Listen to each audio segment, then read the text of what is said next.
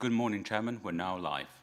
Good morning and welcome to this meeting of the Planning and Regulation Committee on Monday the 13th of July 2026. I am Councillor Thomas Sneath, Chairman of the committee, and to my right is Councillor Carl Edgusagowski, Vice Chairman of the committee. This meeting is being broadcast live via the County Council website, and with this in mind, I would like to welcome members of the public and press watching this live. As the meeting is being streamed in the usual way, I would like to remind you that all your comments will remain accessible online and may be reported by the media. We have had our usual fire tests this morning, so if the fire alarm does sound, please vacate the chamber through the rear doors, through the reception and assemble in the front car park and wait there for further instructions. Can I remind everyone to ensure that their mobiles, laptops and iPads are on silent for the duration of the meeting. Also, may I remind you that the hearing loop is now activated. Requests to speak will be collected and announced by the Vice Chairman. We will move on to the formal agenda. Item 1, apologies for absent and replacement councillors. Andrew, do we have any apologies? We have apologies today from Councillor Mansour Hassan and Councillor Matt Bowles, with neither having replacements. Thank you. Thank you. Item 2 is declarations of councillors' interests. This is an opportunity for members to declare any pecuniary or other interest related to today's agenda. Do any members wish to declare any interests? Councillor Overton. Thank you. Just to say that I am a district councillor and a county councillor for the area neighbouring the application, the first application on the list, and I'll be part of the committee rather than taking the district council role. Thank you. Councillor Redfern, please. Sorry, Whittaker. Thank you. Thank you, Chair. Item 5.6, Sleaford Grantham Road, Puffin Crossing. I am the County Councillor for Sleaford Rural, so I have an interest in this. Thank you. Thank you. Councillor Thank you, Chair. 4.1. Yes, I'm the ward member for Swindby. I've not been lobbied by anyone. I'm here as a member of the committee with an open mind, and will take part. Thank you. Thank you. Those declarations have been recorded and will be put in the minutes. Moving on to item 3, which is the approve and sign the minutes of the last meeting held on the 13th of June 2026 as a correct and accurate record of the minutes. They can be found on pages 5 to 16 of the agenda pack. Do any members have any comments or suggested amendments regarding the accuracy? No? In that case then, could I please have a proposer? Councillor Bean, seconder, Councillor Whittaker. All those in favour, please raise your hands. And just for clarity, anyone against? Any abstentions? One abstention. Thank you. Those minutes have been carried and I will sign them at the end of the meeting. We now move on to item 4.1, which is a report that seeks planning permission by Future Biogas Limited. The agent is GP Planning Limited. This is for the construction of a satellite feedstock storage clamp site facility, including new access from Wood Lane, digest lagoons, annotation ponds, landscaping, security fencing and associated infrastructure works at the land off Wood Lane, Swindby. The report recommends that, following consultation of the relevant development plan policy and the comments received through consultation and publicity, it is recommended that conditional planning permission is granted, subject to the applicant entering it into an S106 planning obligation to secure the creation and or enhancement of any off-site habitat by the developer, the provision of a 30-year habitat management and monitoring plan relating to any off-site habitat creation and or enhancement, the payment of fees to cover the cost of the County Council in monitoring of the habitat management and monitoring plan for a 30-year period, and a routing agreement directing all traffic associated with development to access and egress the site only via the A46 Wood Lane junction and the northern section of Wood Lane. I would like to invite Mike Daly, Applications Manager, to introduce the report. Over to you, Mike.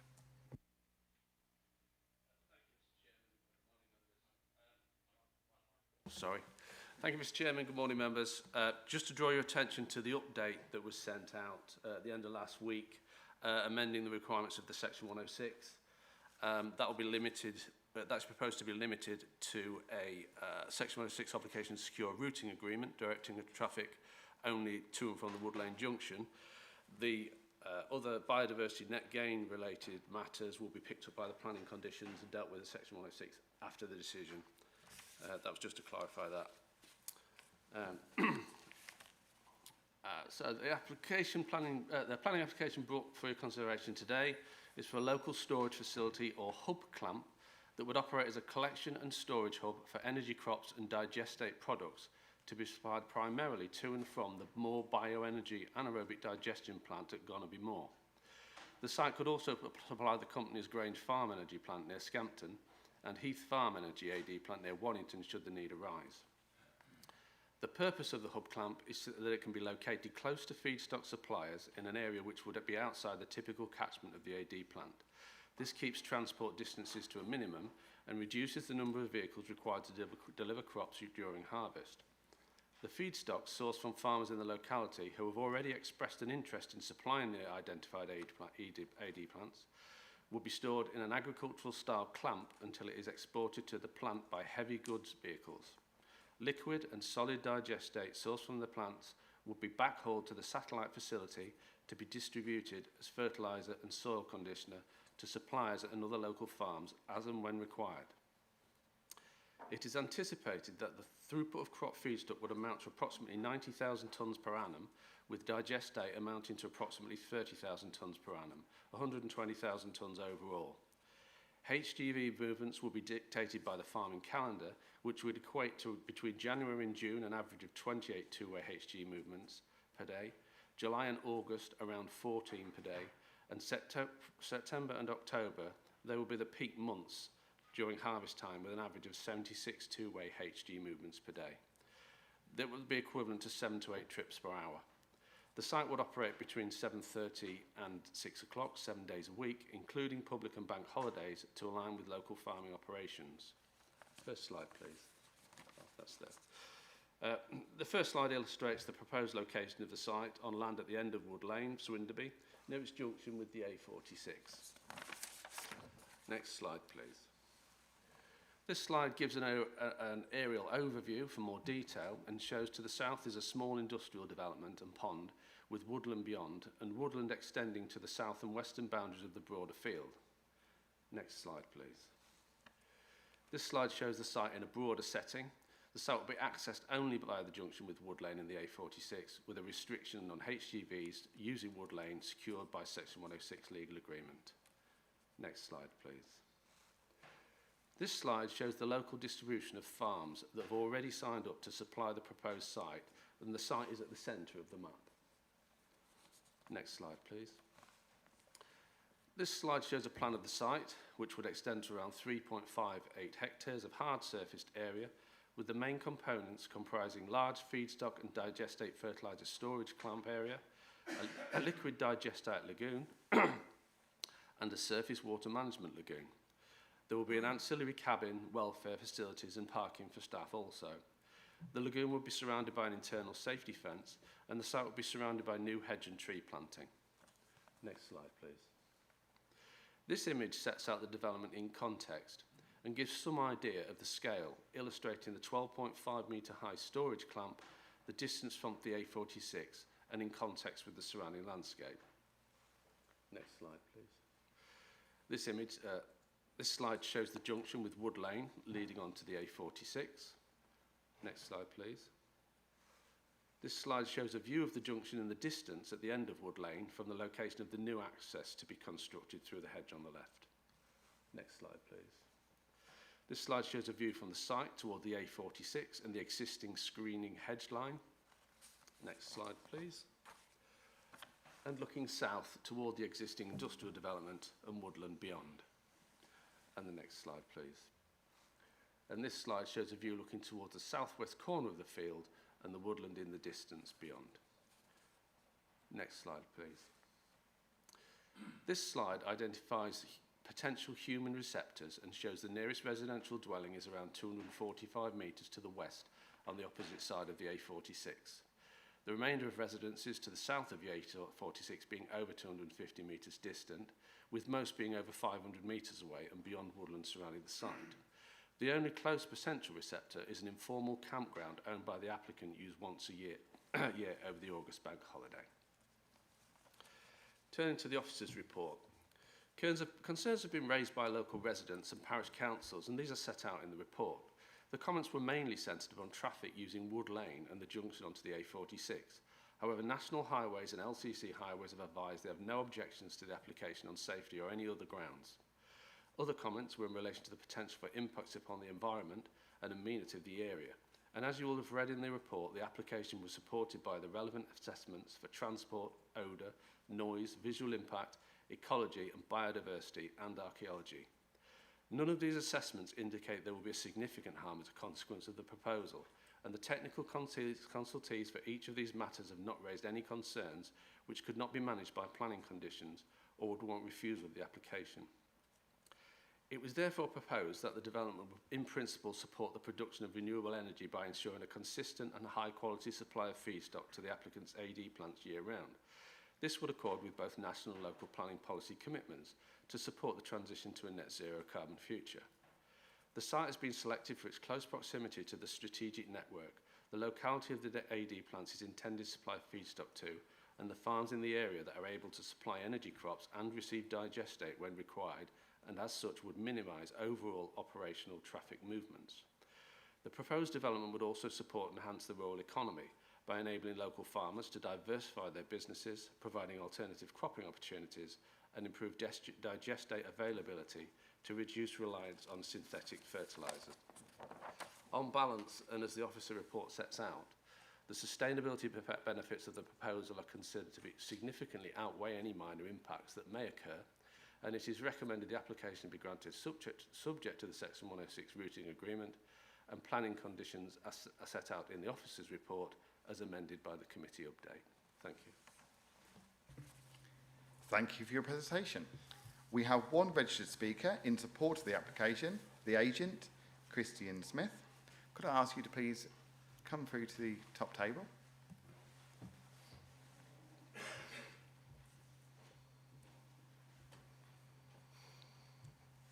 You will have 3 minutes to address the committee, with a warning given at 2 minutes and 30 seconds, and the time will begin once you start speaking. Thank you. Thank you, Chair. Good morning, members. My name is Christian Smith, planning consultant on behalf of the applicant. The proposed hub clamp is a sustainable concept design first developed in Germany. The hub clamp stores crop-based feedstock for use in the AD plants and digestate, a byproduct of the AD plant process, for use as a fertiliser replacement, offsetting the need for expensive and carbon-intensive fertilisers on farmland where the feedstock came from. The proposal does not involve waste materials. The proposal will use the primary road network as opposed to smaller roads, and it's been a key factor in identifying a suitable hub clamp, is being close to the farmers who will supply the feedstock and close to the A46 in this case, where vehicles do not need to pass through local villages. And of course, it needs to be close or reasonable proximity to the AD plants. Key to the proposal is that it will maximise the backloading of vehicles. The same vehicles used to deliver feedstock to the AD plants will be used to bring digestate back to the site. The proposal will secure a just-in-time supply of feedstock for the AD plants, which is important from an operational perspective. The proposal therefore presents a sustainable solution for supporting existing renewable energy infrastructure, important for all of us, to meet government net zero targets. There are also clear benefits to farmers in the locality who are already or have expressed an interest in supplying feedstock to the applicant's operational sites. It's widely acknowledged that farmers are struggling to make a profit growing food. The applicant will secure contracts with local farmers, bring about a profitable income and economic stability. It will improve crop rotation and make food production more resilient. The use of digestate is well known to improve soil health, and growing alternative crops leads to higher overall farm productivity. Thank you.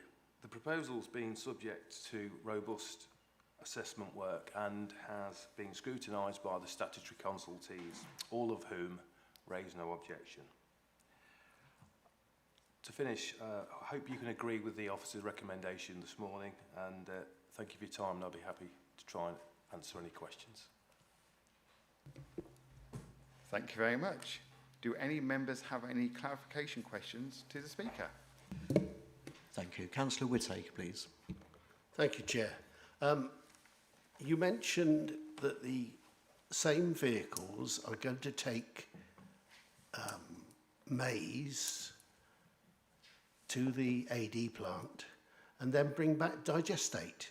Surely digestate comes back as a liquid. So how do you use the same vehicle to transport both? Okay. Thank you.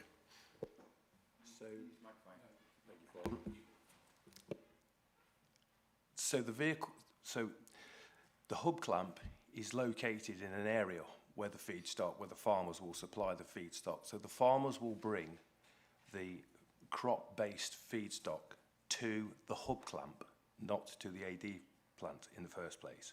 Feedstock to the hub clamp, and the benefit of that is basically they can create a sort of distribution hub such that when the farmers collect the feedstock, they can backhaul and take digestate for spreading on their land as a fertiliser. Does that help explain?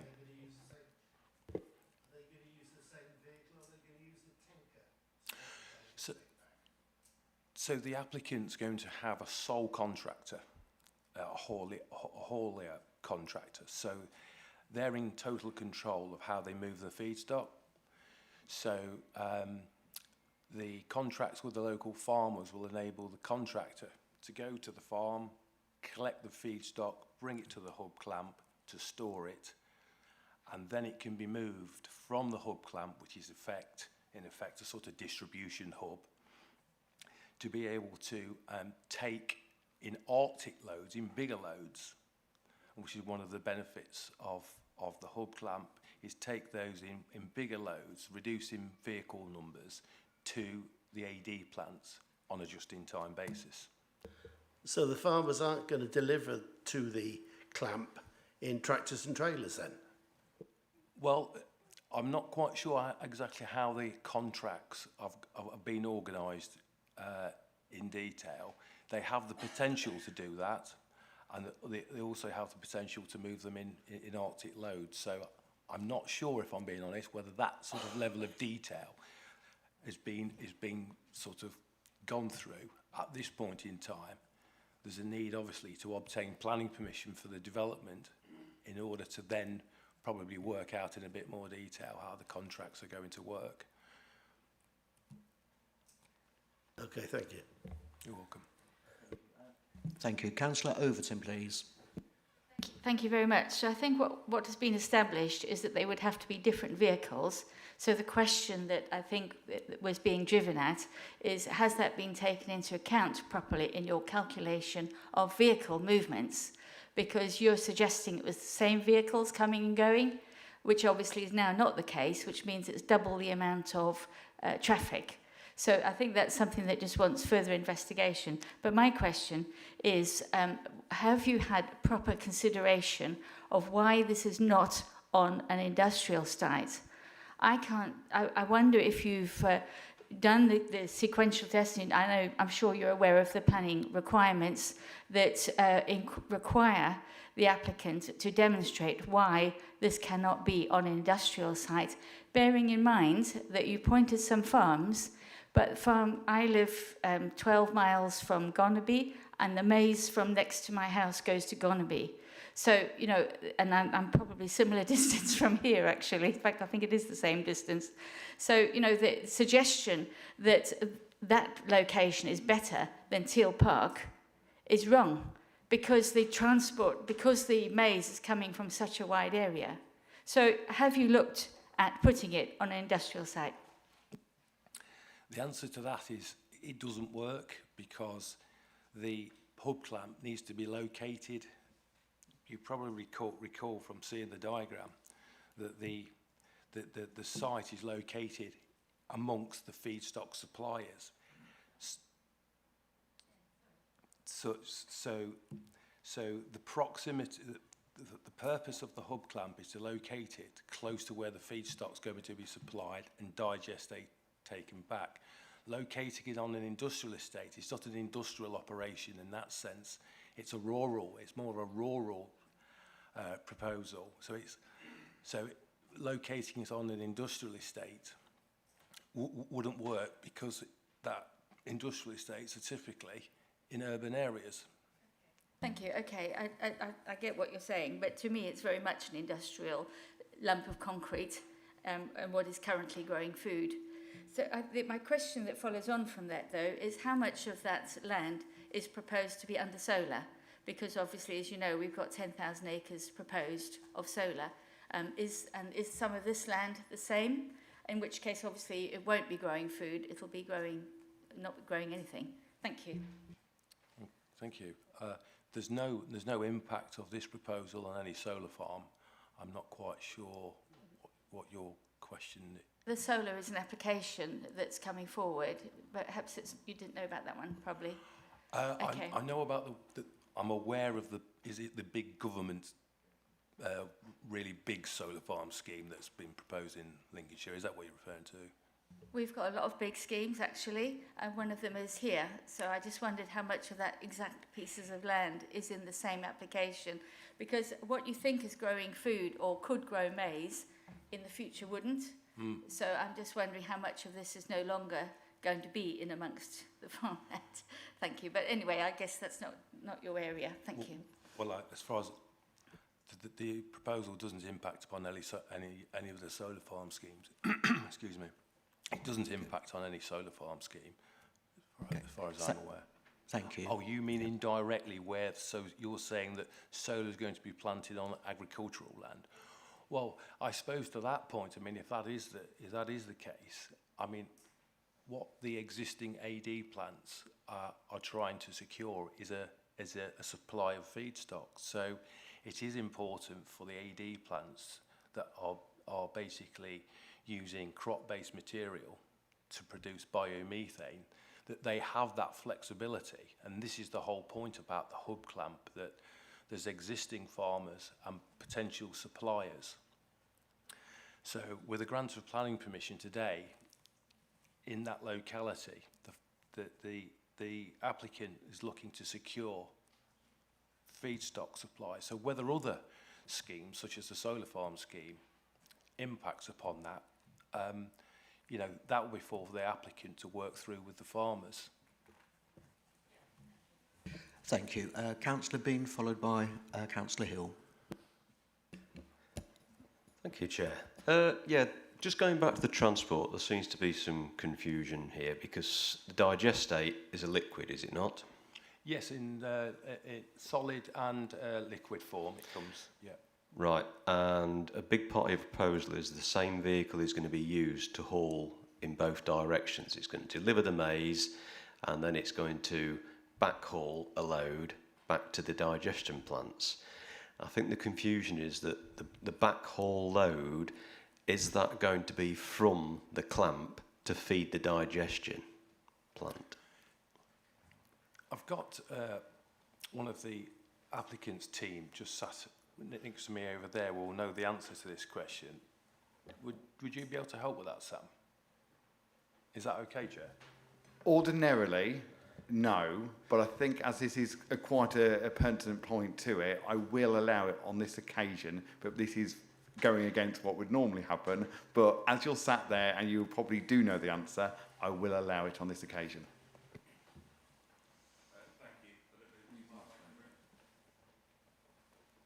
Oh,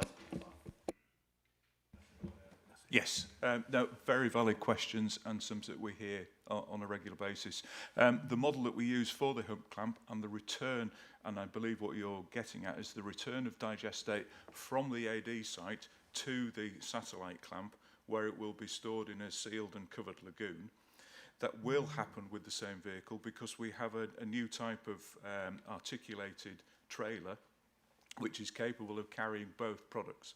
So it is an aluminium bulker, as you would normally see on the road, transporting solid products.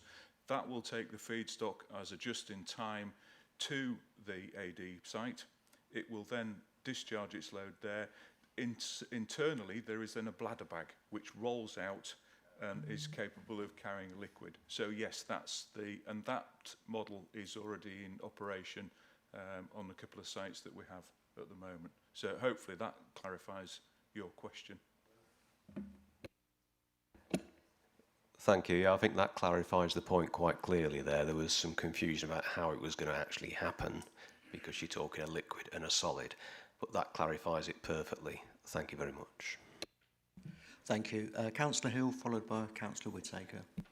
Thank you very much. I mean, obviously, the truth of the matter is this plant can take the stuff from wherever it wants to. So, I mean, I'm really focusing on the transport issue, which seems to be the key thing here. So, can you just clarify, will it, I mean, obviously, if you're a local farmer growing maize 2 fields away, they will presumably just go straight to the site, or are you saying that only authorised transport operators will be allowed to do that? So the question, well, what I'm getting at, how much local traffic, including onto the A46, will there be from local farmers who just decide to take the stuff straight there? So if you just clarify what the sort of plan is for that. So the local farmers will bring material, feedstock, directly to the hub clamp rather than go to the AD plant. So it's a sort of a collection point and storage facility. So farmers won't be going anywhere else other than to the hub clamp. Does that clarify your question? Yeah, the issue is there's going to be the specialised vehicles to and fro. Yeah. But that won't include then the local farmers who just use their own equipment, which it could be anything, That's to right. bring the stuff. So Yes. have you, in the figures that is there an estimate of how many of the sort of local sort of farmer traffic, A, to deliver to the plant, and B, there's also the digester at the other side, then farmers will want to access the digestate, liquid and solid. Again, is the anticipation that that will be spread locally, or is it, just explain what the plan is for that? Because what I'm getting at, this could amount to a lot of extra traffic, which isn't actually in the figures. Okay, so what we've assessed, what we've proposed, and what the Highway Authority has assessed is exactly what the traffic movements will be. So there's not going to be any additional traffic on top of what we've proposed. As I said, that's all been assessed. So the model is exactly how the applicants proposed it. They'll have their own vehicles, as Sam was just explaining. So digestate will be returned back to the fields, the farmers, to spread on their land as a fertiliser. So there isn't any hidden vehicle movements that is not in black and white in the application, if that answers your question. There's no other vehicles that are going to be using the hub clamp other than the applicant's vehicles. The confusion is, 1 minute you're saying it's sort of a two-way, which is excellent, and then the next thing you're saying, oh no, some of it will be going back to the farms as the solids or the liquids. So Backhaul. Can't be both. So the vehicles will come to the site, drop off the feedstock, Yes. collect digestate, take it back to the farm. So that backhauling is a sustainable way of utilising the feedstock and the digestate. So the vehicles will be backhauled. To the farm? Yes, that's right. To the same farm, or? don't you know? To the farms Okay. where the, yeah. So they grow the maize and then Correct. get the fertiliser back? Correct. Okay. Thank you. Councillor Whittaker. So just to clear this matter up, the tractor with its trailer goes from the farm, goes to the clamp, and it's got a trailer, a normal Bailey type trailer with most probably 20 tonnes in it. It will then pick up digestate and go back to the farm. Yes. So these are special trailers, are they, that can carry liquid digestate that the farmers have? That's right. It's just what Sam was explaining, yeah. Is that right? It's as explained. We've already had clarification that, yeah, the trailers can take... For the vehicles For both. that are hauling the HGVs, but I can't see the farmers going out and buying specialist trailers to...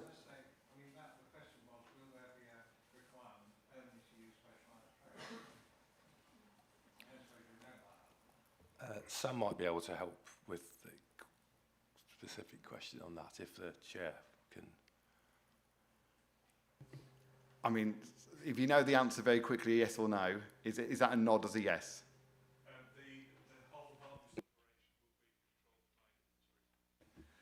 The harvest operation will be controlled by us in its entirety, so there won't be individual farmers wandering around the countryside with loads of maize.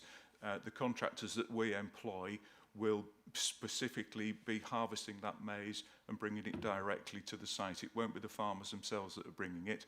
When it's the time of year, because we can't move digestate or apply digestate outside of certain times of year, it will be specific contractors again, which will be using specialist equipment to take that load back to the farm. So in some instances, it will come straight from the AD plant and go to the farm. Sometimes it will come back to the AD site. Back to the hub clamp. So it will all be regulated, generally HGV equipment with a minimal use of unregulated agricultural vehicles. But on the plan, on the forecast here, on 215, page 23, there's quite a lot of tractor and trailer movements according to this plan. Councillor Whittaker, we'll wait till the officers get the chance to answer that question. Thank you. Thank you. Councillor Overton, followed by Councillor Clark. Thank you. If you do the just in time for the material to get to the AD plant, and then you take the digestate back to the farm, it's going to need another storage facility of the digestate on the farm, because they won't necessarily want to apply it at the same time. So have they got planning permission for the enough storage that they're going to need on their farms, or are we going to get a plethora of new storage facilities for rotting vegetation? Thank you.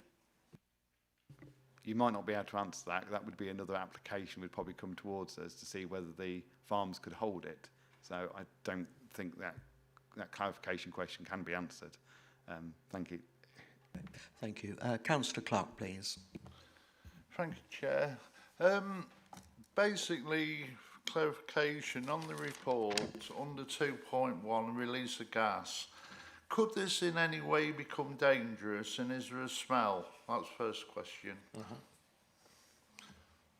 Well, might as well give the second one as well. 7.48, some objections from the public of loss of agricultural land. Does this mean the land at present falls under this description?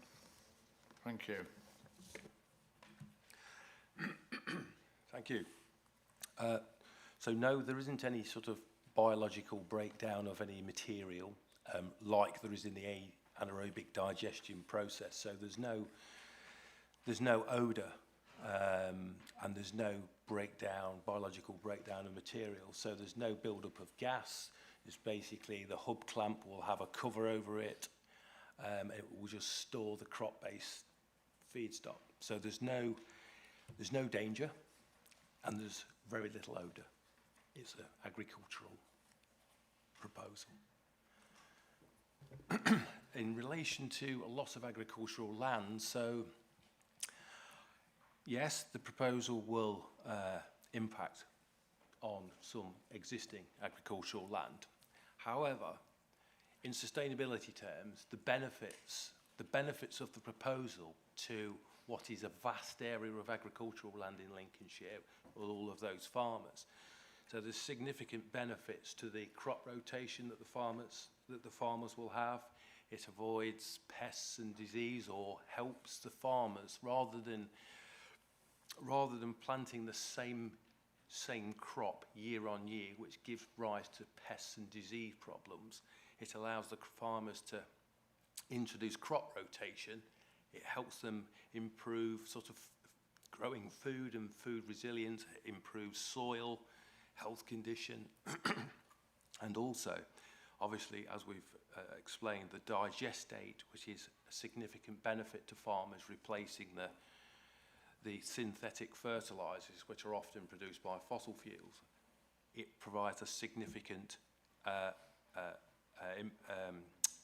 improvement to the soil health on all of the farms. So there is an impact of loss of agricultural land on the application site itself, but the wider benefits significantly outweigh that loss. That helps.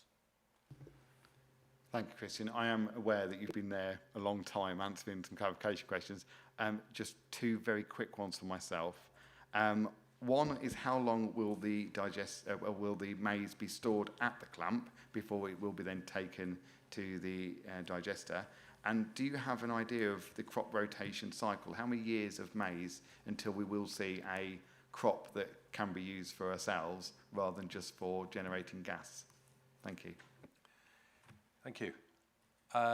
So the crop will be stored as it's harvested, and will be stored between January and June, and it will effectively be stored in the hub clamp, and will be effectively removed on a sort of bit by bit basis, whatever the words are. So that as that depletes throughout the year, when harvest time comes again, and there are obviously other crops that can be grown outside of harvest, the material, the feedstock, will basically be taken out of the hub clamp bit by bit to feed the clamp. So it isn't stored for years.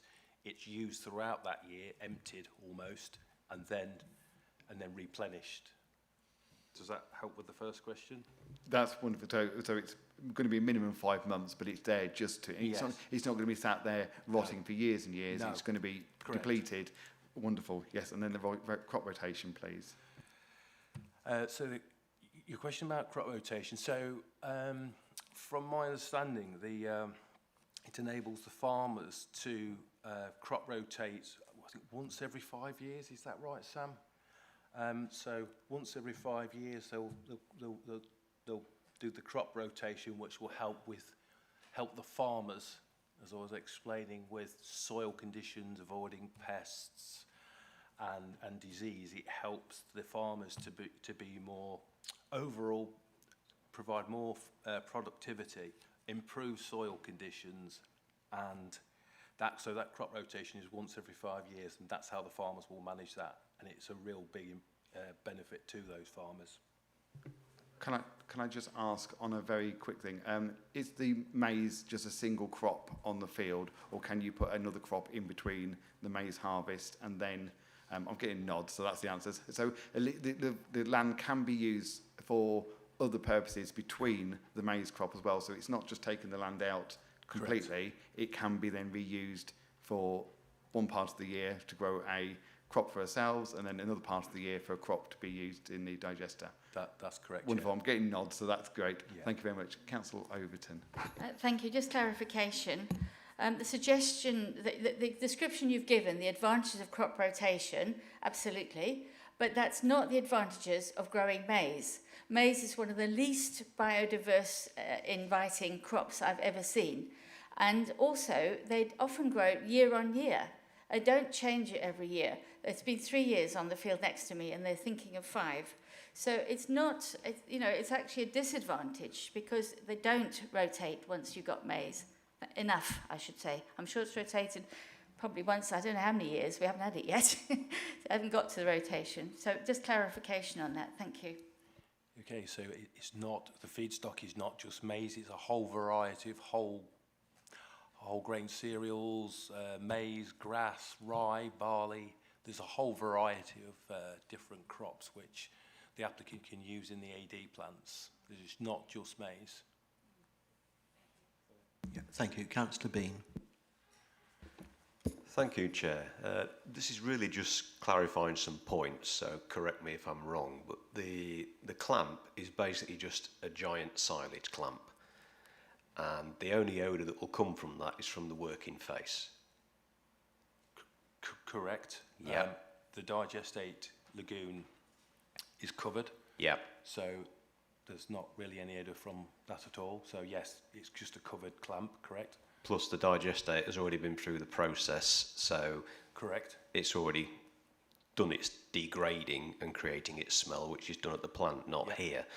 And just to clarify regarding the transport, so the farmers aren't going to bring the stuff to the plant themselves. It'll be the contractor in these specialised lorries which will collect it from the farms, take it to the plant, and then when they go back, they will take the feedstock to the ADs, or they will take the digestate back to the farm. So that's where you get the return journeys from. Yes. So the farmers themselves will not be delivering. That's my understanding. Yeah. Yeah. Is that correct? Thank you. I think that clears things up. Thank you. Thank you, everyone. I'm just aware, Christian, you've had a lot of questions put towards you. I thank you so much for your honest answers. And can I ask you please to retain your seat? Thank you, Chair.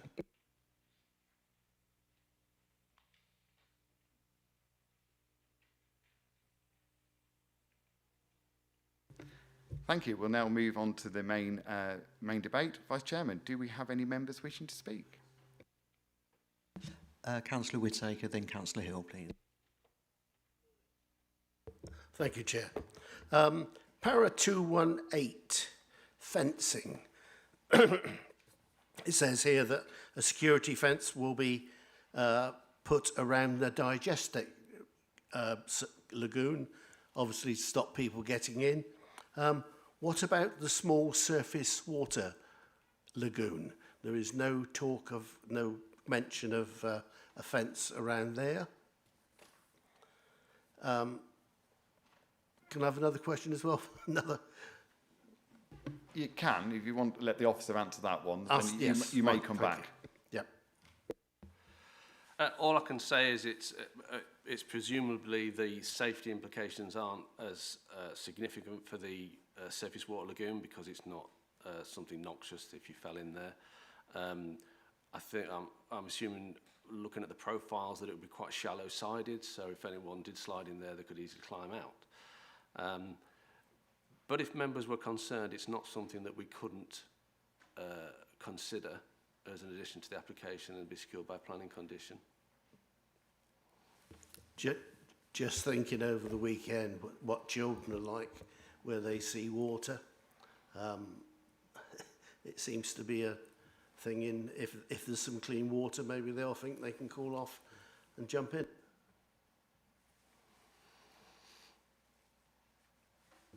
My next point was the biodiversity net gain plan. Has the purchase of the land north of Potter Hill been agreed already?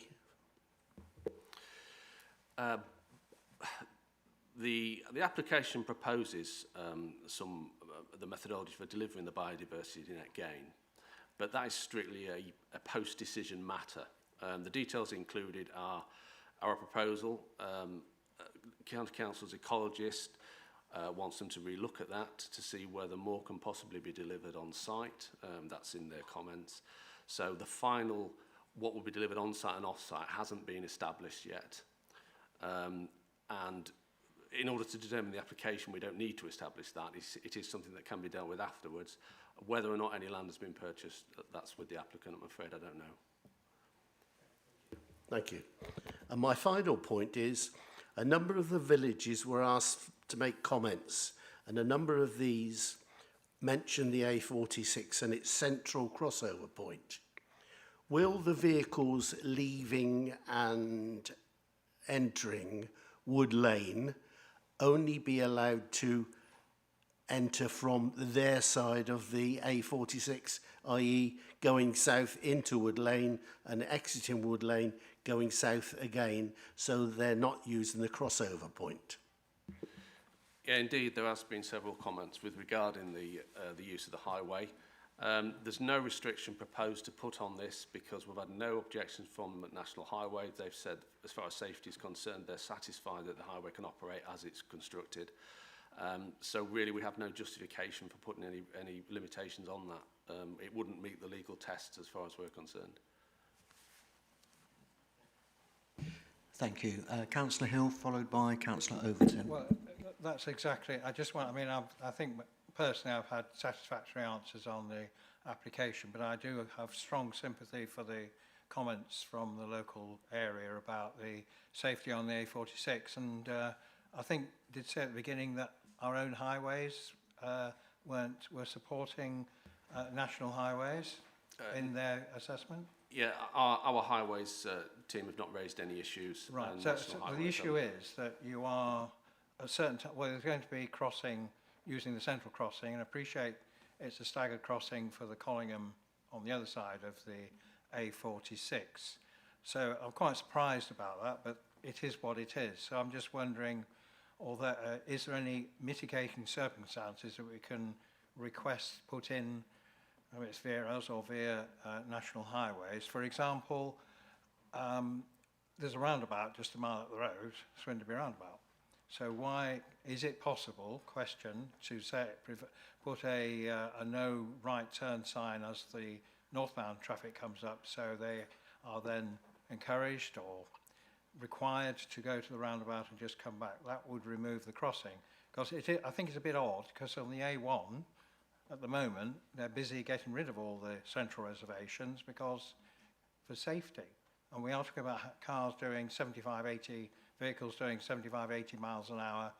And we all know crossing a dual carriageway is not great. And at certain times of the year, there will be lots of crossings because there'll be lots of activity from the site.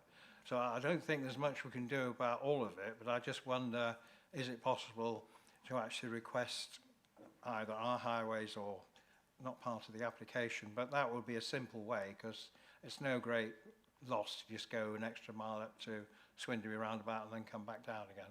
Just a question, but I have no problems with the application apart from that. Thank you. Councillor Overton. Thank you very much.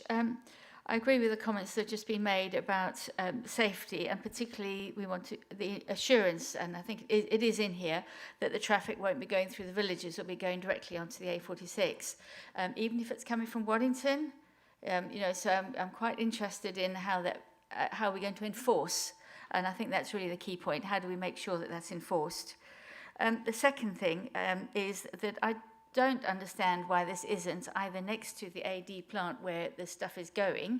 If I had an AD plant, I'd quite like to have the storage next to it. Not quite sure why that isn't the case. And also, it should be on industrial land. And I do maintain that, because if you imagine one football pitch and covering that with concrete, and then you imagine 5 or 6 of those, that's the size of the area we're talking about, which is currently farmland being covered in concrete for industrial storage. And I know you don't call it industrial because what is, but nevertheless it's in storage, and a building that looks like that certainly looks industrial. So I think I do still maintain that, and it is in the policy. I am, just to quote the right policy I've got here, it's Part E of Policy S5 of the Central Lincolnshire Local Plan. And that talks about development in the countryside requires, it has to be justified and to maintain or enhance the rural economy. And I'm not convinced by what was said about it's in amongst farmland. Then, the point I was making earlier is that these crops come from far and wide. They don't necessarily come from next door, especially when there's an application for solar. They come from far and wide because they take big quantities, and they gobble up a lot of farmland for maize, and I'm interested other crops might be put in, but certainly maize seems to be the most profitable that they want to use year after year. So I am concerned that this is not sufficiently connected to those particular farms. I know they've made a case there, but there are a lot more. How much land they need? I think there's a lot. That maize or whatever crops will be coming from very far and wide, and could just as easily come to a site at Teal Park, or indeed next to the current AD plant. So that's really. I just think that this conflicts with Part E of Policy S5 of the Central Lincolnshire Local Plan, and should be refused. Thank you. Thank you. Councillor Woodruff, please. Thank you, Chair. Yeah, I just want to agree with nearly all of the comments that have been made this morning on this item. I do think more of a comment than anything that we do need to be mindful of the BNG and things like this. I do think this is an industrial site, and I think that I don't particularly have a problem with the application as it stands, but I think we do need to address things like the ancient woodland. We've got ancient woodland close by, which is irreplaceable, and I don't think asking to put BNG off-site, unless it's absolutely necessary. I think the comments made by the Wildlife Trust were ideal, that we need to create a buffer zone in between the site and the ancient woodland. I think routing is a big, obviously, issue. I think we've clarified the points on the vehicle movements, but certainly movements to the AD plants and the storage facility needs to be looked at. The routing needs to be looked at. We just need to mitigate as much as we can for the local residents, because I think overall the comments aren't against the site, but there is a concern there about what it's going to cause and things like that.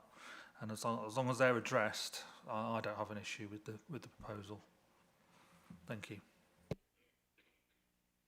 Thank you. Councillor Rundle, then Councillor Hill. I'd like to fully support this application. I think our British farmers need supporting. Obviously, this farmer spent a lot of money on this application. Not every application is going to be perfect. It's always going to have some downsides. But I think it's been well mitigated. The report is very, very thorough.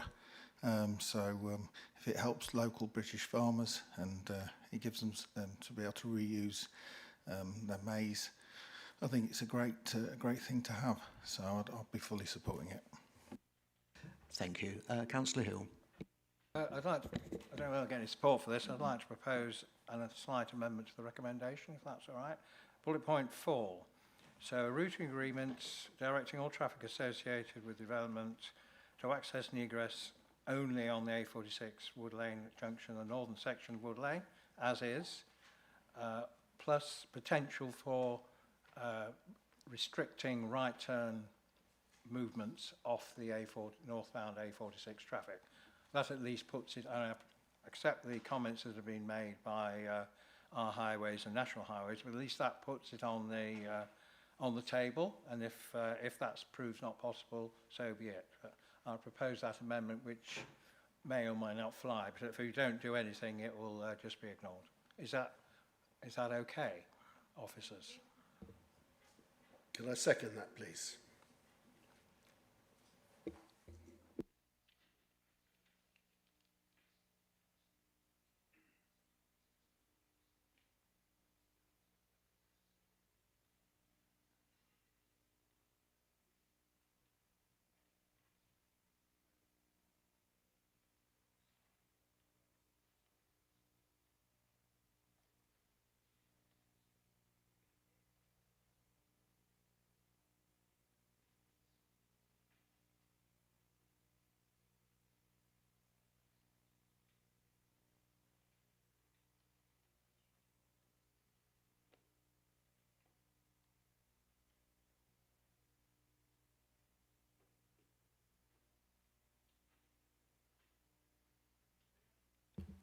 we okay just to have a minute, Chair? Sorry, I apologise for... Is that okay?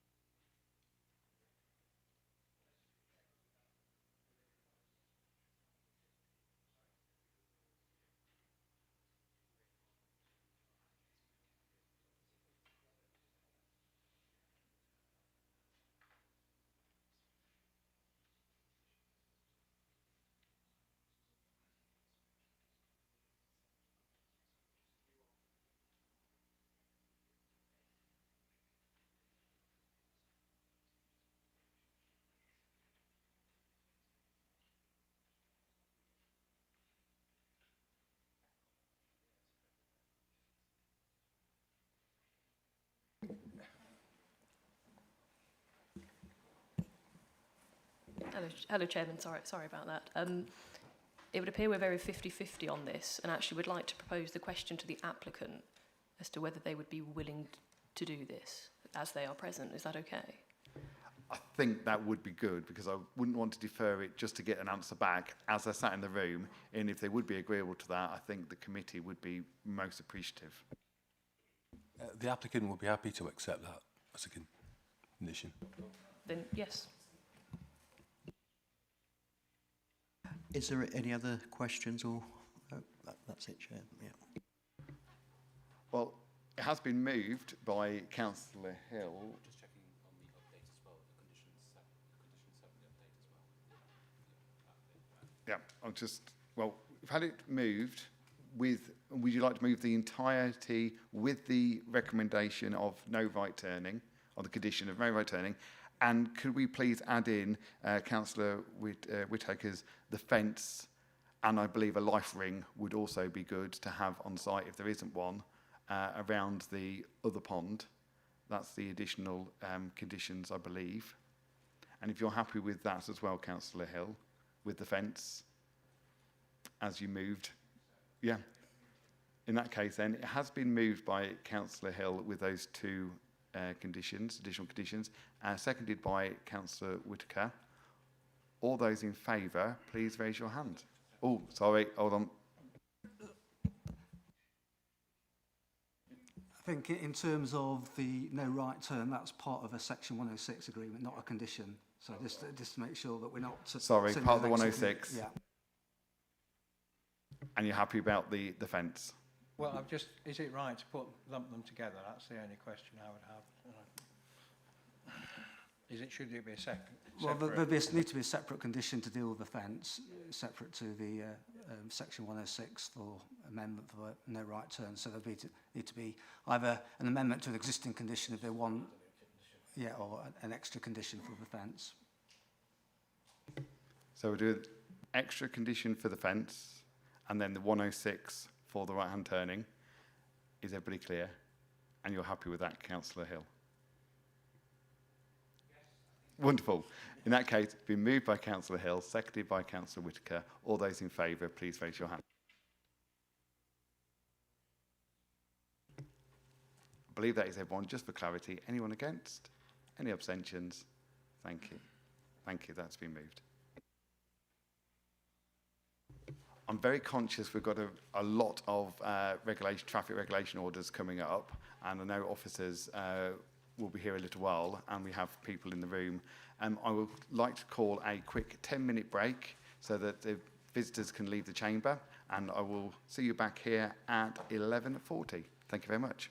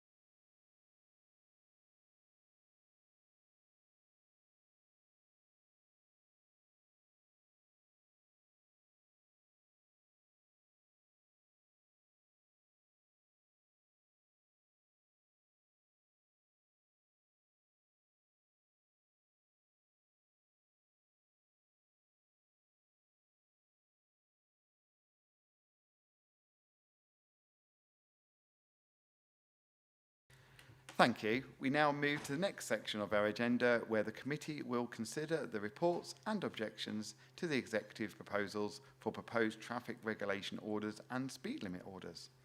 We have Jan Gibson to present the reports. So the first traffic regulation order, item 5.1, is in Bourne, and it is Galatea Coast, proposed waiting restrictions. Over to you, Jan. Thank you, Chairman. So the first report today deals with some proposed waiting restrictions. Next slide, please. As shown in blue here, 24-hour restrictions. We received concerns from residents about traffic parking here obstructing access into the cul-de-sac and visibility on the bend. We have observed a small number of vehicles parking in this area, so I've just proposed the restrictions as shown. We've had two objections, fears that there will be displacement of parking further into the cul-de-sac and onto North Road. But as we've observed, the numbers of vehicles we're dealing with here is small, so the restrictions are quite limited, which will result in less displacement of parking. Given these facts, the committee may overrule the objections and recommend that the scheme is approved as advertised. Thank you. Thank you. Vice Chairman, do we have any comments or questions, please? Councillor Hill, please. Just a quick question. Again, that's it. Why is the no parking longer on the north side? Because you're not just going around the junction, are you there? Thank you, Councillor Hill. The proposal is to keep the restrictions to a minimum, and we feel that parking on the south side can be accommodated safely. So to minimise the extent of restrictions, that's what we've proposed. Thank you. Any other questions? Councillor Martin, please, and then Councillor Taylor. Thank you. Just an observation, really. It's obviously very close to GP practice around the corner. Is the parking issue directly related to that, or is there something else we're not aware of? Residents believe that there is some overspill parking from their car park and their practice. We've not substantiated that. We tend to just deal with the parking regardless of who's generating it. Thank you. So do you know if the GP practice are looking to expand their car park, or is there some, is it one of these GP practices which are growing fast, and is this going to become more of a problem? No, we don't have that sort of detail. It is a large car park already, but as often happens, sometimes staff will park on street to make space available in the car park for patients. Thank you. Thank you. Councillor Taylor. Thank you, Chairman. I much appreciated it. It's a similar comment regarding the nearby GP surgery, but that comment has been dealt with. And I do understand the concerns by residents, particularly the comment regarding displacement. We know that does naturally occur in these type of areas. However, this recommendation does remove that problem from the junction, which is the concern. So I'm happy to move that recommendation. Thank you. Thank you. Councillor Clark. Thank you, Chair. Can accept what the objections are actually stating. However, the reason is clear. The system's going to be put into place because of inconsiderate parking, whether or not it's from the doctor's surgery or not. It's inconsiderate parking that's causing the danger to, people using that bend, so therefore support the recommendation. Thank you. Do we have any other speakers or questions? No, concludes. Thank you. Well, the recommendation has been moved by Councillor Taylor that the committee notes the contents of the report and the proposed traffic regulation order detailed in Appendix A has been given due regard to the objections received to the proposed order as detailed in the report, and recommends the Executive Council of Highways and Transport that the proposed order be approved. I am very happy to second that. All those in favour, please raise your hand. And it is unanimous, but just for order, Any against? Any abstentions? That has been moved. Thank you. We now move on to the next item, 5.2, in Branston, Lincoln Road, proposed puffing crossing facility. Over to you, Jan. Thank you, Chairman. So, next slide, please. Thank you.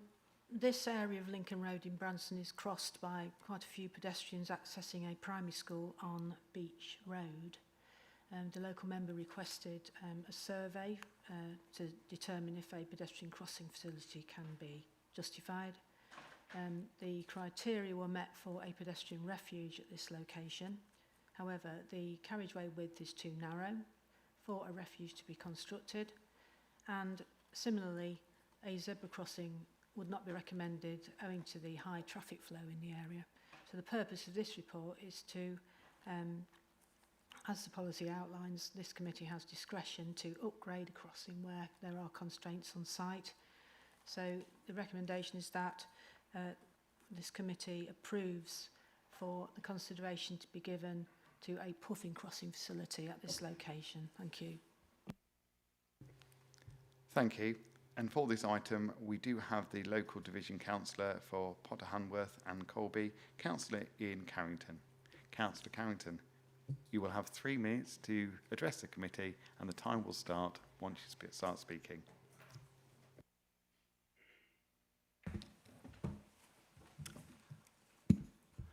Thank you very much indeed, Chairman, and thank you, members, for letting me speak to you this morning. As we've heard from Jan, this is a development which has been long sought by residents in Branston, and I really just wanted to add a few local points, particularly for those of you who may not be local to the application site. Firstly, the B1188 is no ordinary B road. It carries A road levels of traffic and A road levels of heavy goods vehicle traffic, and indeed, when it was resurfaced in the central section of the village a few years ago, those works were carried out to A road standards precisely to cope with the volume and weight of the traffic. It runs north to south, so it splits the village east from west, and the only controlled crossing is about half a mile to the south of the site we're looking at. So what is on that eastern side? Well, almost, I think about 100 metres from the crossing is the village hall itself, which also has a number of sports pitches with it, tennis courts and so on, and accessed via Beach Road. As Jan has said, there is a school down there, there is a doctor's surgery there, a fast food restaurant and various other facilities. This is a long-standing need. Residents have brought this up. The parish council supports a crossing of some sort. And if you go there at peak hours, first thing in the morning, at exactly the time you'd want to take your child to school, or indeed in the evening rush hour, it really is a river of steel. It's very intimidating to try and get across it. And as Jan has said, the road does not permit a central reservation. This committee was good enough to agree to a reduction in the speed limit on that section of the road, but we really need a safe crossing. The final point I would make, Chairman, is that we do have budgeted in the 27-28 fiscal year some highway works for resurfacing this part of Lincoln Road, stretching on to the north end of the village. So it could well be that there are efficiencies and cost savings that will be possible in installing this. But the bottom line is this matter is devoutly to be wished. It has been long awaited by our residents, and I very much hope colleagues will be able to support it this morning. Happy to take any questions, Chairman, if there are any, and thank you for the opportunity to speak.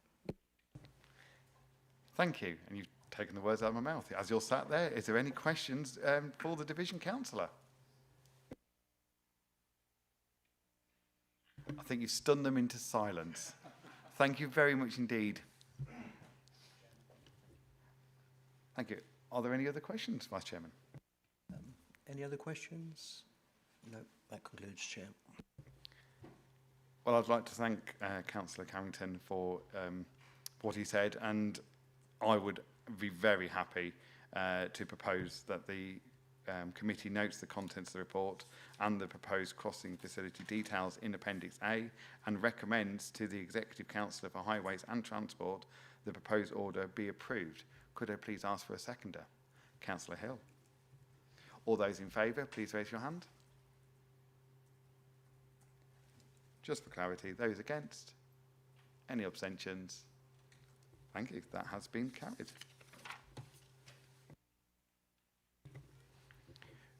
We now move to the next agenda item. Number 5.3 is East Keel, A16, proposed 20-mile-an-hour speed limit and a 30-mile-an-hour speed limit extension. Over to you, Jan. Thank you. So the report details a number of collisions that have occurred on this bend. Most recently, a cement mixer went over, something which happened also a few years ago.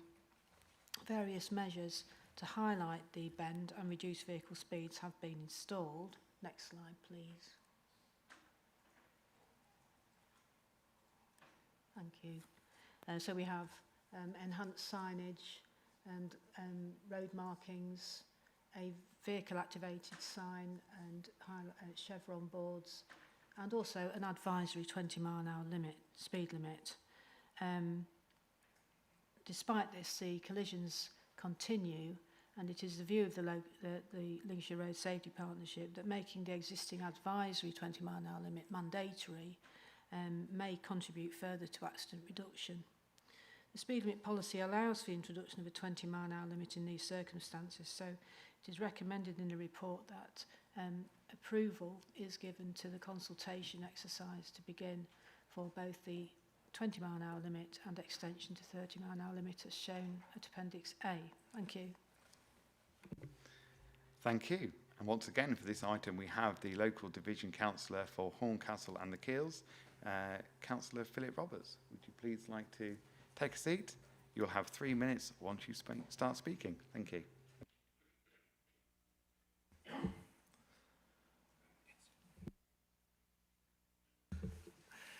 Thank you, Chair, and thanks for giving a chance to speak on the matter. Yes, I'm the councillor for Horncastle and the Keels, and East Keel's a very, very special place. It's actually in the Wolds, and therefore, for a very, very rare thing in Lincolnshire, it's actually got hills, and it's on a hill. This particular corner has been problematic for years, and there's been various measures, as you have seen, put in there, including a recommended 20-mile-an-hour limit, which is actually on the actual road as opposed to any signage. Over the years, there's been mainly concrete lorries, but also tractors that have actually come over, and the actual concrete lorries have a problem because, of course, they've got concrete in them, they're spinning round, and they go around the corner, which is a very, very, very sharp corner, and end up crashing a bit further up on the road. I've seen the footage, which is very, very actually concerning. It's a very, very dangerous area. There's been lots of other cars that have ended up in people's front gardens as well on that corner.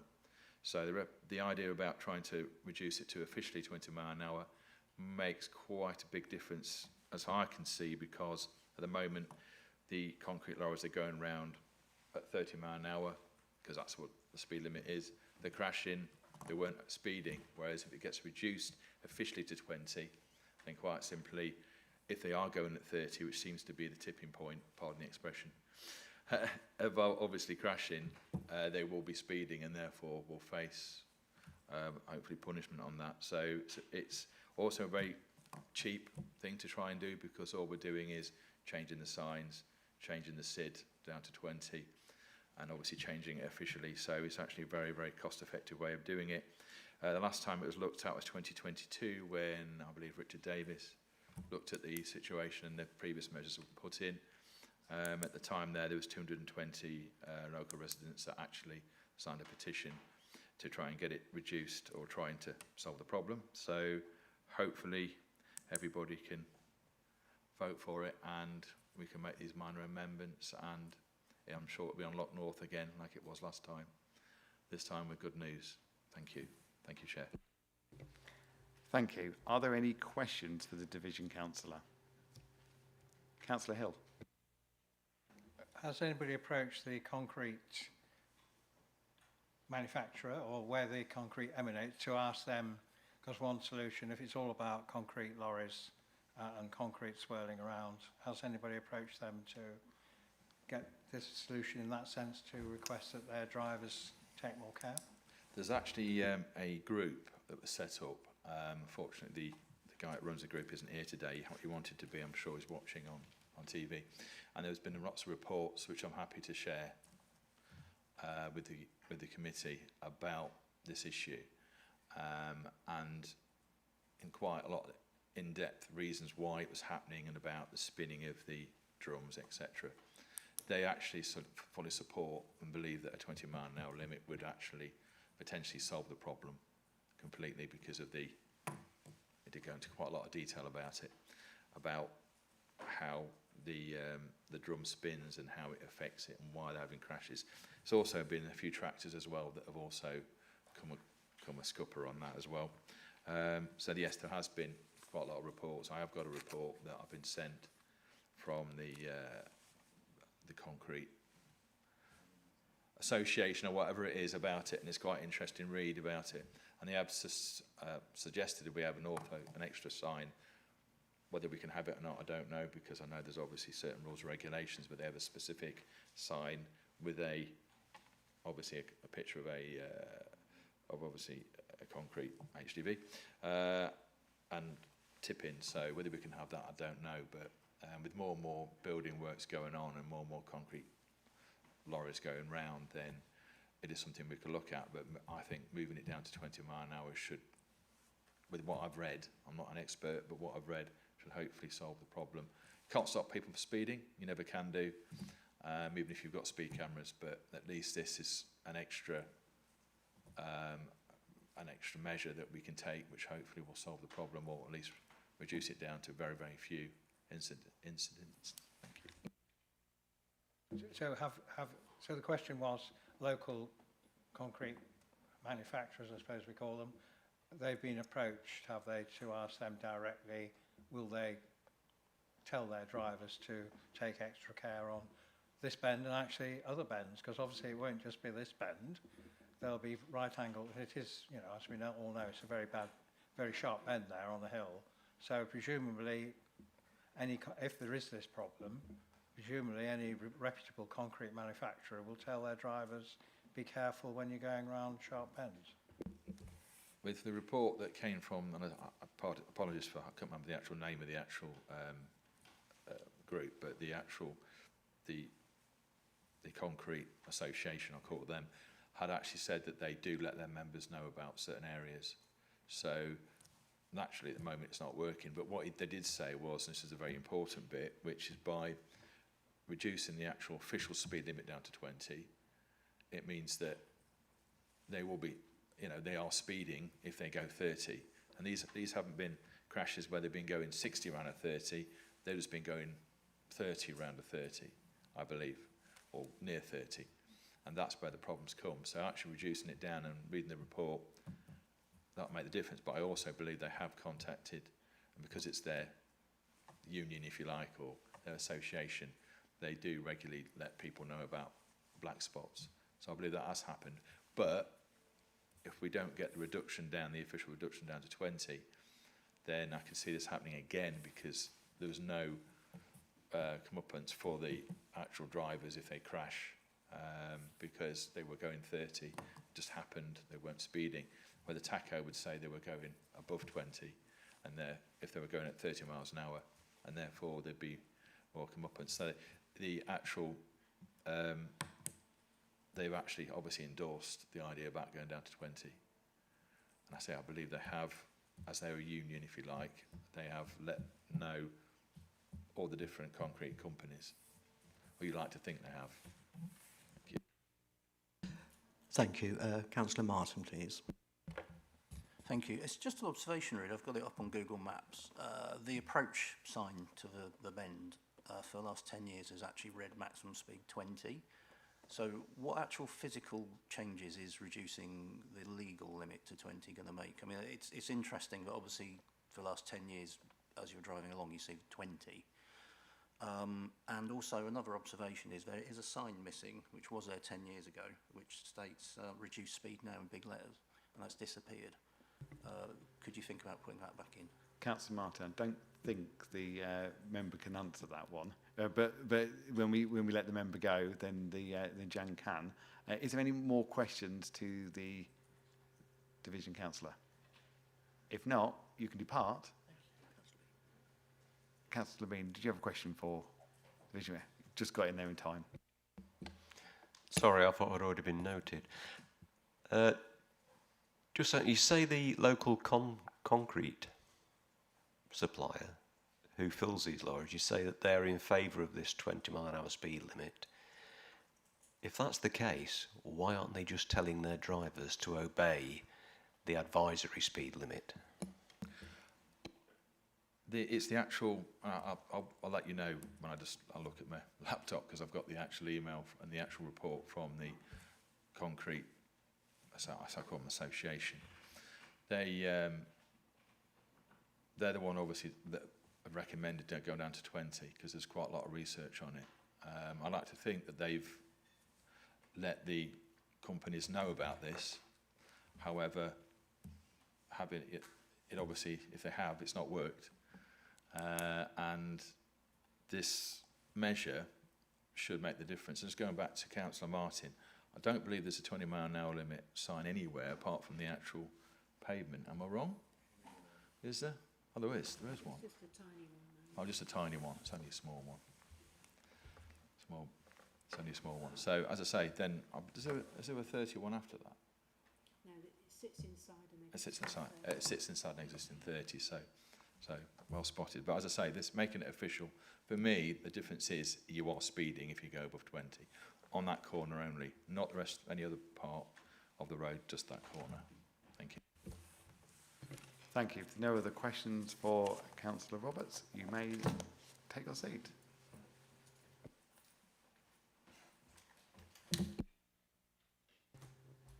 Wonderful. Jan, did you want to answer Councillor Martin's question, please? Thank you, Councillor Martin. So, should the 20 be approved and following consultation be approved, the reduced speed limit now and bend sign will be retained, but you'll also have, rather than the small box that said max speed 20, you will have a roundel with a 20 in it on both sides of the road. So the speed limit will be very clear, and it'll be clear that it's mandatory. Thank you. Yeah, as you go towards the bend on Google Maps, 10 years ago, the barrier in front of you is bright yellow, and obviously it's very visible. This year's one shows a rusty old barrier, and it's grey and not that visible. Is that something that can be upgraded and made more, as it used to be? Sorry. Is that the chevron boards on the actual No, bend as you itself? go down towards the bend, there's a barrier, a sort of a steel barrier. Oh, And yes, that's the safety fencing, isn't it? yeah, it was yellow when it was first put in 10 Was years ago. it? It's now grey. I don't know if Mr. Batchelor would have any more information as the manager of Lincolnshire Road Safety Partnership. Stephen, if you'd like to address the committee, please feel free. Thank you very much, Mr. Chairman. Hopefully I can provide a little bit of clarification on most of the points that have been raised. So I think the first and most important point is, at this point in time, there are 20-mile-an-hour roundels on the road in a 30-mile-an-hour speed limit, and then max speed advisory signs as well. I think it's confusing. It doesn't make sense. It's one thing or the other. It's appropriate for this location to be 20 in my mind, because we have seen enough evidence of collisions, primarily with large vehicles, not necessarily just concrete mixers. There have been two, which is too many. But equally, we've got plenty of photographic evidence of heavy goods vehicles who can't negotiate the corner together when they're in opposing directions. We've got tractors on their side. We have cars on top of those barriers that you've highlighted. I think 20 miles an hour around there would be a much better way for them to be travelling, and that's why we have the advisory. Let's make it simple. Let's make it clear, would be my opinion. In terms of the signing and the barriers, we've committed to reviewing everything that's in place at this point in time once you've made a decision on what you think is the appropriate speed limit. So that includes not only looking at the colour of the barrier but the length of the barrier. Now, it might be difficult to build that further because of the junctions in place, but we did say that we would review that. The highways officers are also going to be looking at the incline of the road as well. Again, that's complicated by the junction and the drop-off there, but that's something they're committed to looking at. And equally, we're going to review all of the signing in place place at that location too.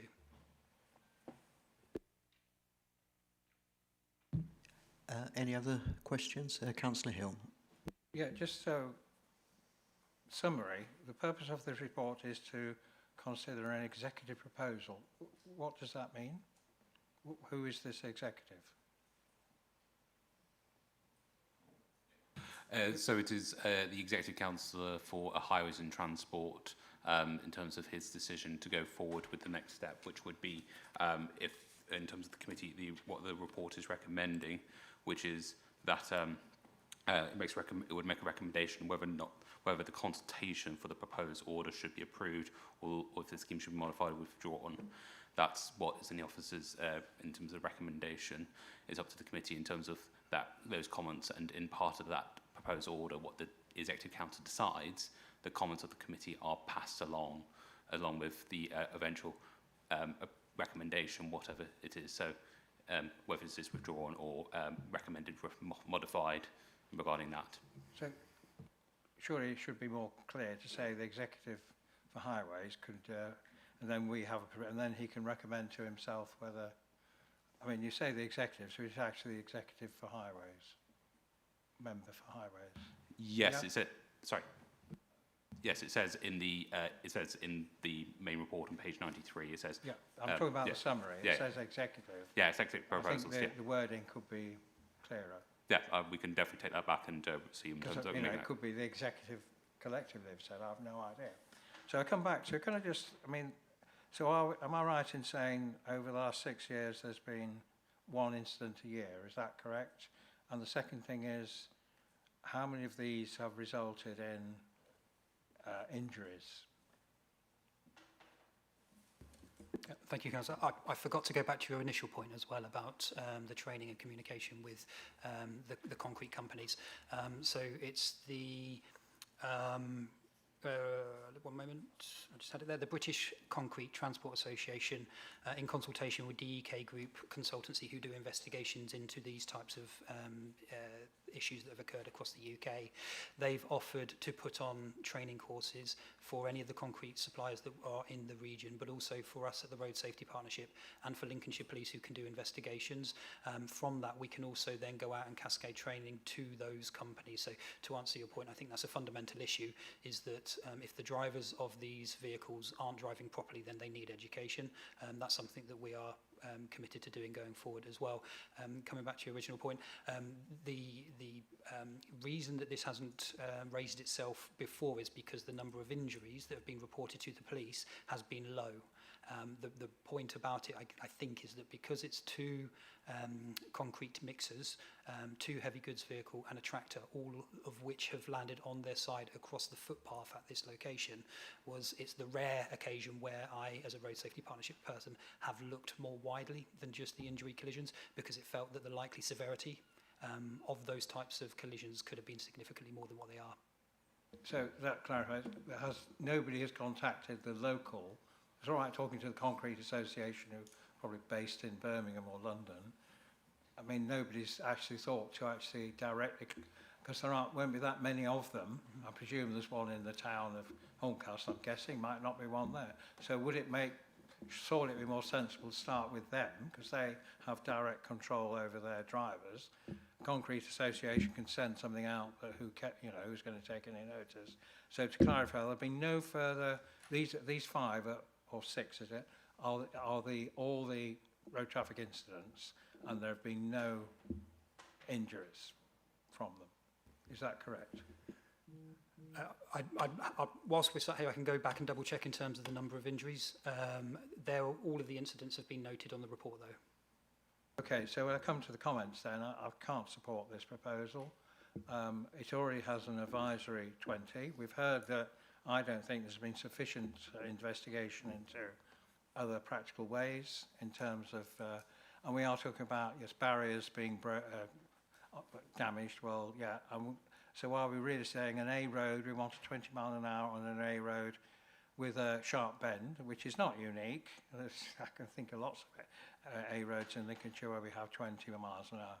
Who is going to be enforcing this 20 miles an hour limit? It won't be the police, we know that, because they point blank refuse to have walked away. So I'd wonder who, Stephen can indicate who's likely to be enforcing this. Because we are talking about a major A road, very busy road for holiday traffic, and frankly, it will be quite annoying for many people who aren't concrete drivers, vast majority, and I just think it's an unnecessary annoyance, more than annoyance, for the people who are visiting the county, and I don't see there's a justification. So who do we think is going to be enforcing this? Thank you, Councillor. Obviously, you're very much aware there's only one agency that can enforce it, and that is the police, either directly using officers or through the Road Safety Partnership and safety cameras. So they're the only people that could. You would like to think that once it was a mandatory 20 and the signing was clear that people would be complying and that there wouldn't need to be enforcement. Of course, it gives us that ability to do it should it become necessary. And what I would say is that it's approximately 250 to 300 metres either side of the bend. There's already 20-mile-an-hour roundels on the road. There's already max speed 20 signs, so I don't think it makes a big difference or a massive imposition. I think it just clarifies what's already in place. I think if somebody was to travel there at 20 instead of 30, the difference in time for their journey is less than 5 seconds. So again, I don't know that it would be that much of an inconvenience, especially with the fact that the road already suggests they should be doing 20 anyway. Are there any plans to put cameras, speed cameras on this site? No, not at this time. Not at this time? What's that mean? I'm not really sure what more you'd like me to say on that. We do not have any plans to put them in at this time. If circumstances changed and it met the criteria, then of course we would consider it, but there is no plans at this time. Thank you. We'll move to Councillor Bean, please. Thank you, Chair. So, am I right in saying that in the last, 6-7 years there's only been 4 accidents? Is that correct? Somebody want to answer? I believe we've had a 1999, then we had I think we had 2 in the following couple of years, then we had a car that ended up on top. Though I counted 4 in 7 years in the report. Whether Stephen has different data to that. So he'll have to excuse me. I was trying to get the report that was put to committee up so that I could have a look, but I don't know. I haven't got that in front of me at the moment. It's whatever was in the report is the number that have been reported to us. So what I'm getting at is, so in all this time, there's been 4 accidents. How many thousands of cars have managed to go around that corner perfectly well while observing the suggested max speed limit of 20 miles an hour? I think the problem was we're getting into the territory of legislating for poor drivers. And we can't wrap the whole world in cotton wool. I'm sorry, but I cannot support this. Thank you.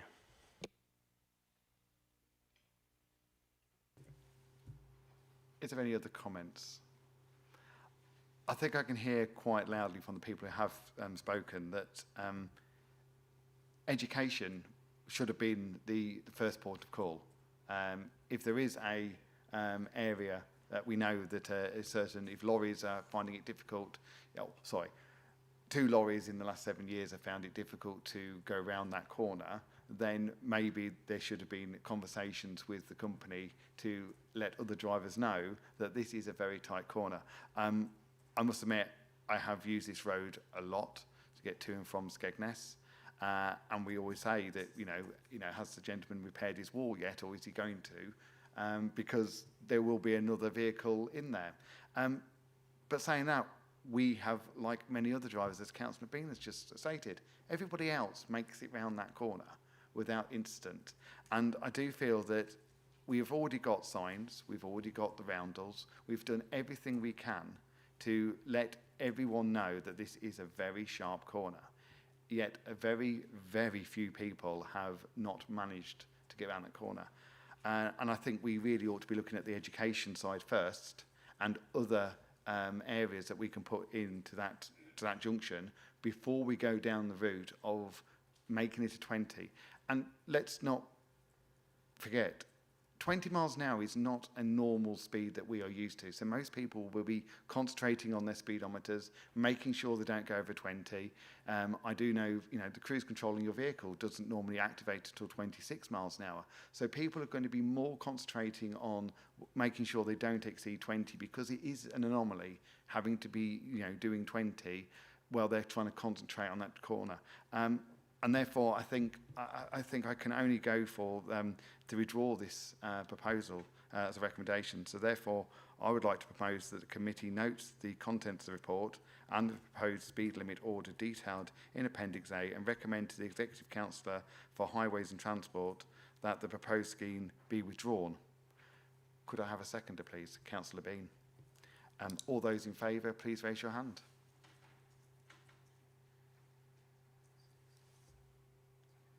All those against?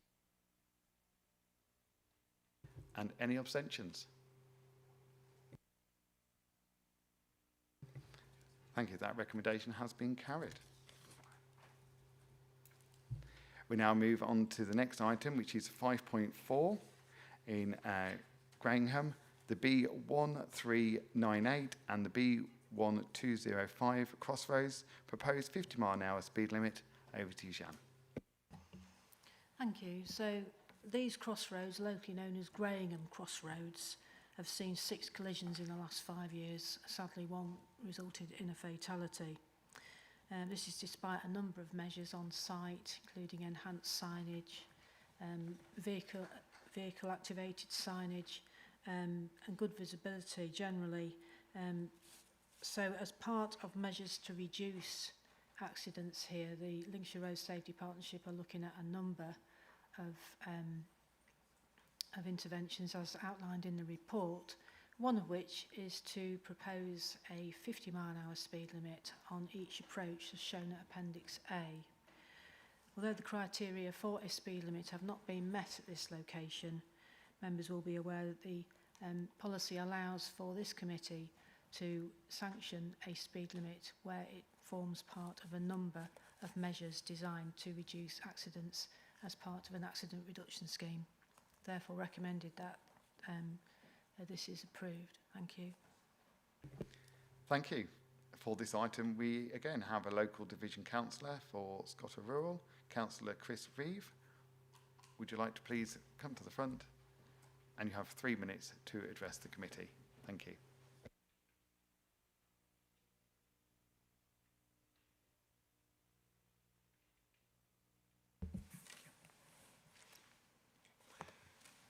First of all, I'd just like to say thank you to the committee for allowing me to speak in support of this proposal.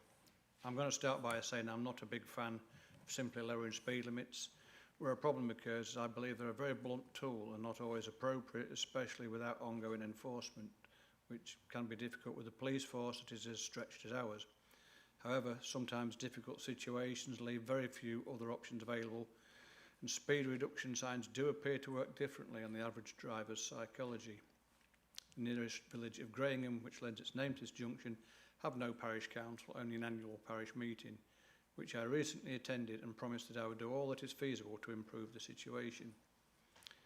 The B1398 and 1205 currently have 60-mile-an-hour speed limits at this point, known locally as Graingham Crossroads, and the 1398 runs north-south along the Lincolnshire edge, which is a limestone ridge running south of Grantham up to the River Humber.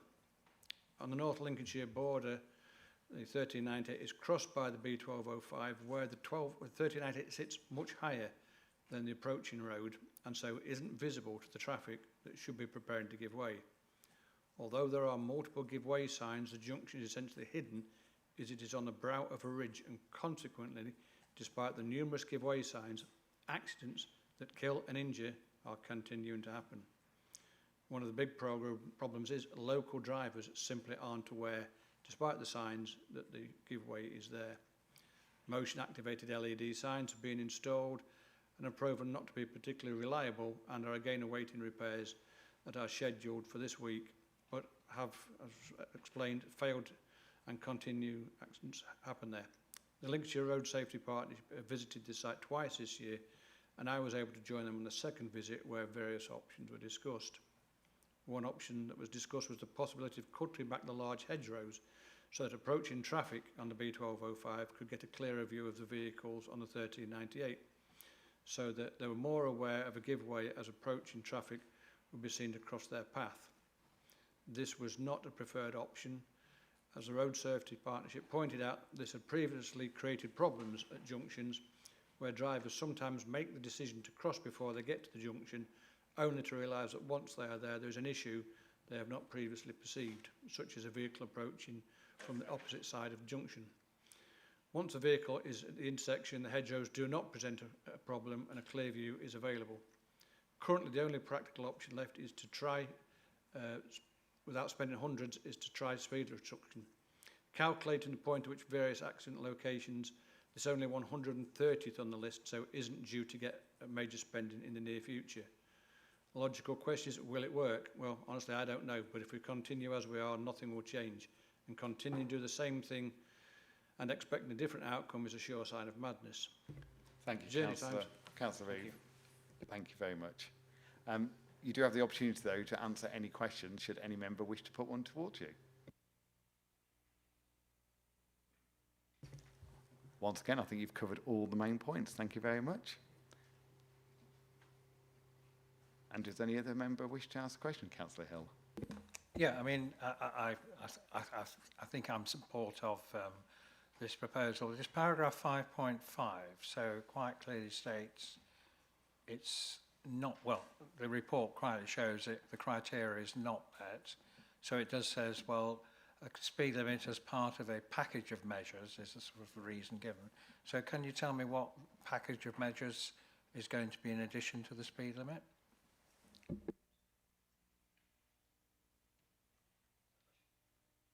If you know the answer to the question, please. Thank you, Stephen. Sorry, I didn't know if I had to wait to be asked specifically.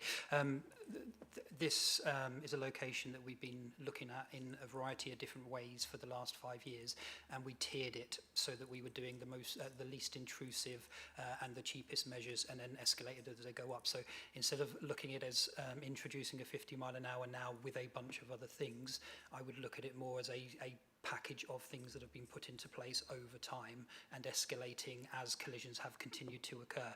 So the things that we've done as part of that overall pattern over the last, I think, 18 months to 3 years, when I go back to the first ones, is just recently, in the last 2 months, the surfacing has been improved, the lining has been improved, additional enhanced warning signs have been put into place, the solar studs are being put into place on the ground, the interactive warning signs have been lowered so that they trigger at a lower speed so more people get a warning from them. So they're all the types of things that have been done up to the point where collisions have still been occurring, and so now we feel that making highlighting a zone around the junction itself where we can have enhanced yellow-backed 50 mile an hour speed limit signs, again targeted at the junction, so it's not extending 1 metre more than is required in our opinion, is the next stage before the last two things, should collisions continue, would be to consider traffic signals or roundabouts, which of course, as you know, will be significantly more expensive. I am sympathetic to this, I think I'll support it, but you are saying then a package of measures can be retrospectively applied, which is that, I've got a legal expert here, but is really that what the policy says? Thank you, Councillor. Again, I don't know, I feel like I've explained it as best I possibly can. If that hasn't come across, I'm not sure. So I guess there's two ways of looking at it. I think the point that you're making is that all the things that I've just mentioned you would put together at the same time as the reduction in the speed limit. I think that's what you're suggesting. Saying is the definition of a package of measures can be retrospectively applied to justify the speed limit. I'm thinking more of other areas where this might happen. So you are saying retrospect. So you could say, oh, well, we'll have a 50 here because 10 years ago something was done. Take an extreme example, which doesn't seem. So I think the policy doesn't say retrospectively. It just says as part of a package of measures. Okay. So anything about retrospective? Yeah, so the point at which we did the assessment was the middle of 2025. Since that point, I've just outlined a list of other things that we've done in that location as part of this package, including this proposal to to decrease the limit to 50 miles an hour. The assessment period is a 5-year period. That's the same for every single accident investigation and prevention scheme we did. I would liken it some ways to the A15 Metheringham, where we're putting traffic signals in there. In that over time, we have tried an escalating number of different interventions before getting to something that imposes a restriction on people. So I do understand the point that you're making in terms of this isn't something that can go back historically. You can't say you did something 10 years ago and say that's now part of it. There's been no further collisions. Collisions continue to occur here.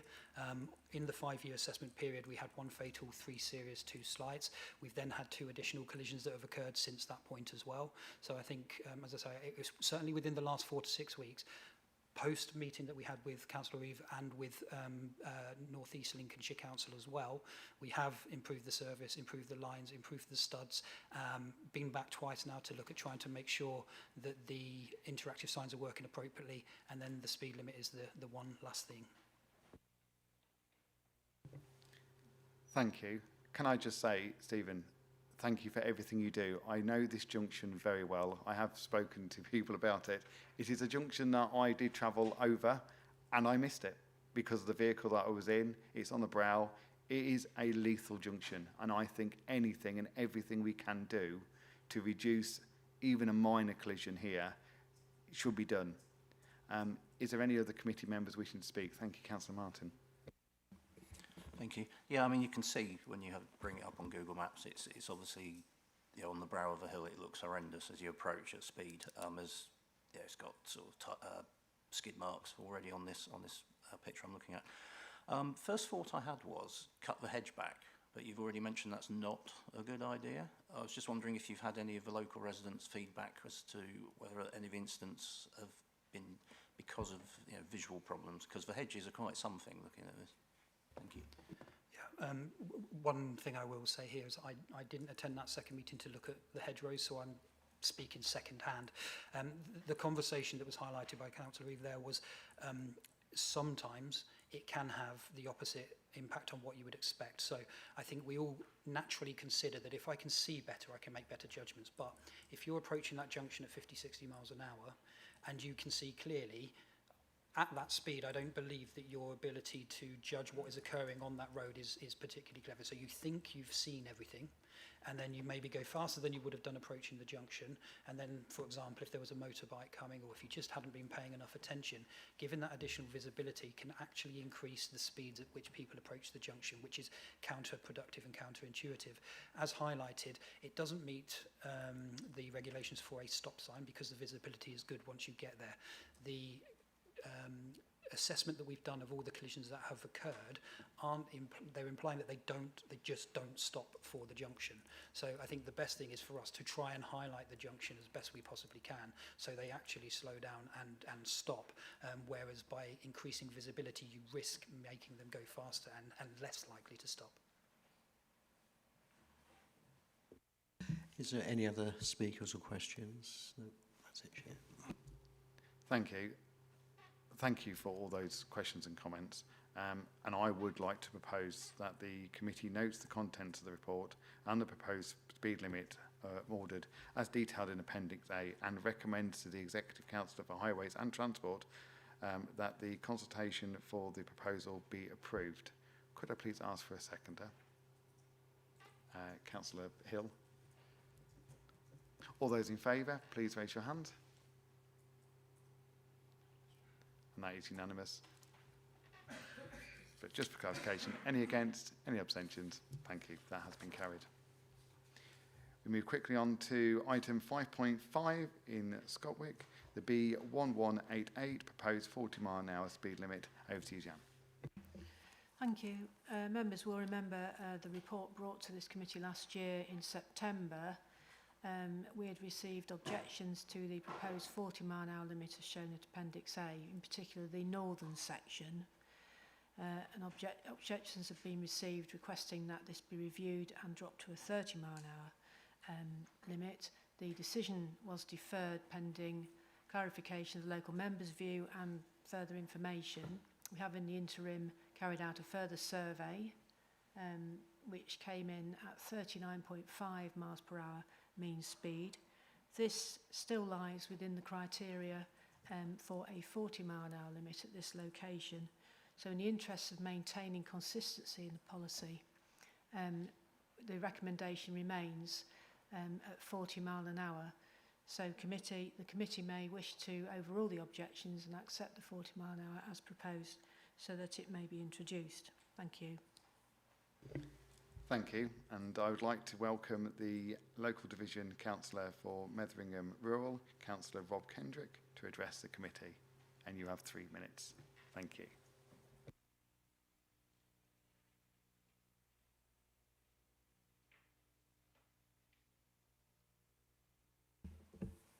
Thanks very much, Chairman. Firstly, I'd like to thank officers for conducting a resurvey on this piece of road. Yes, the objections were mainly from the parish council, who were concerned that the 30 mile an hour limit as it stands at the minute doesn't extend, particularly as has been mentioned earlier, further north towards where there is some housing on the left-hand side. There's a redevelopment there of some former buildings there that have been redeveloped. There's a small development there. Also, it's not shown on the map, but there's a new housing development at the junction of the Heath Road and the B1188, a bit further south of the block that's shown on the map. So that was their concern, and hence their request that it be reduced to 30 miles an hour. On the southern side as well, I think there's concern that you come from the 50 into a 40, then a 30, but they still feel, I think, that the northern side is the biggest part, where they would like the road limit extended to 30 right up to Bloxham Lane. So that's what they're in favour, and I've been talking to them over this for a number of months, that they really felt that this should be changed. I think because when you come into Scotwick, and it's been mentioned in a previous item about the B1188 being a road that delivers at A-level, oh not A-level, A speed limits on, or rather volume of traffic is equivalent to many A roads. And when you get to Scotwick, you actually funnel the traffic. If you travel down into Scotwick, you'll see this. And there have been some accidents in Scotwick, one very recently, of somebody pulling out of one of the side roads. And I think the feeling there is if the 30 mile limit were further up the road towards the north, that would increase safety. I appreciate that all decisions are made on the basis of data and policy. And at the very least, having a 40 limit, I'm sure, would help. And I do note that it is reported that reference has been made to a possible future review. So at the very least, a 40 mile limit would help, I feel. But obviously it's not ideal in terms of what the parish council and local residents wish. Thanks, Chairman. Thank you. Are there any questions for the division member? In which case, thank you very much. You may take your seat. Vice Chairman, do we have any questions or comments? Councillor Hill, please. Thank you. I'd like to speak in favour of the recommendations to go for 40. I think, as Councillor Kendrick just said, let's start with the 40 and see what happens. The trouble with going down to a 30, there will be less compliance, and probably then less compliance when you get to the village, which clearly does need a 30 mile an hour limit. So I think the 40 we discussed this previously, as we know.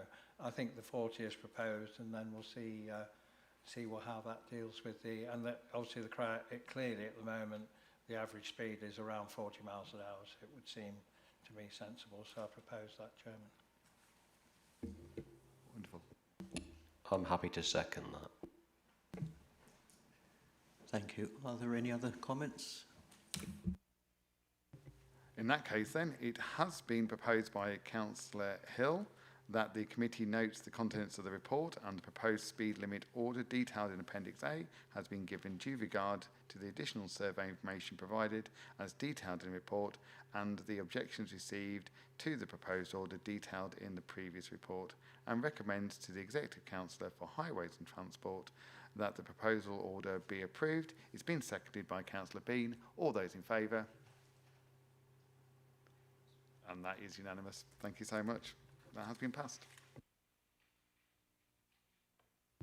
We now move on to item 5.6 in Sleaford, Grantham Road, proposed puffing crossing facility and changes to waiting restrictions. Over to you, Jan. Thank you, Chairman.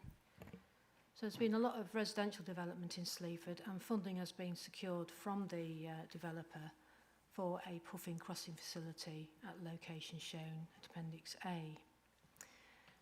We're also proposing some waiting restrictions to support this proposal. We've had 6 objections from residents and businesses concerned at the loss of parking resulting from this scheme, and also concerns about the safety of the location of the crossing, suggesting that it should be moved further west. Now, 4 parking spaces will be lost as a result of this puffing crossing, but in the officer's opinion, there is alternative parking both on London Road and further west on Grantham Road. The road safety audit for the scheme identified no safety issues with the current location, and moving it further west will move it away from the pedestrian desire line. The crossing will improve safety for the local community and encourage modal shift. So it would be recommended that the committee approves the crossing as proposed. Thank you. Thank you. For this item, we do have a statement from the local division councillor for Sleaford, Councillor Stephen Clegg, and this will be read out by Andrew, Democratic Service Officer. Thank you, Andrew. Grantham Road is a busy route, and this new puffing crossing will provide a safer and more accessible way for people to cross the road with confidence. Improving pedestrian safety has been a key objective of the scheme, and the crossing forms part of a wider package of highway improvements designed to benefit both pedestrians and motorists alike. There has been long-standing local support for a safer crossing point in this area, which provides an important link between the town centre, local shops and the growing communities to the south of Sleaford. While I recognise the concerns that have been raised about the loss of a small number of parking spaces, I believe the safety, accessibility and connectivity benefits delivered by the crossing outweigh those concerns and will serve the community well for many years to come. For those reasons, I am pleased to support the scheme and the recommendations before the committee. It is a proportionate and sensible proposal that will improve pedestrian safety, strengthen connections between the town centre and surrounding communities, provide lasting benefits for residents and visitors alike. Thank you. Thank you, Andrew. And as you stepped in for Steve, I'm not going to ask you to answer any questions on his behalf, but have we got any questions for the officers, please? Councillor Hill. Well, bearing in mind on Grantham Road, it's usually stationary traffic there because everybody's queuing up for the level crossing. So, but I suppose is there no way? I mean, obviously the reason for is it to get to the Spa from London Road, and where is there? I can't remember where the crossing point. London Road is not that busy, but you could cross on London Road. So I just think that presumably is all being looked at, has it? Not so. I mean, it does seem very sensible, but most of the time there's a long queue of traffic there, so you could walk through when you like on one side of the road. Thank you. Yes, I think it does serve the community generally to access the spa, but there's also a bus stop used by many children near to that area, so it would assist them in crossing the road to access the bus stop. Thank you. I should have come to Councillor Whitaker first, as he is the another councillor there, but Councillor Hill got my eye first. I do apologise. Over to yourself. Thank you, Chair.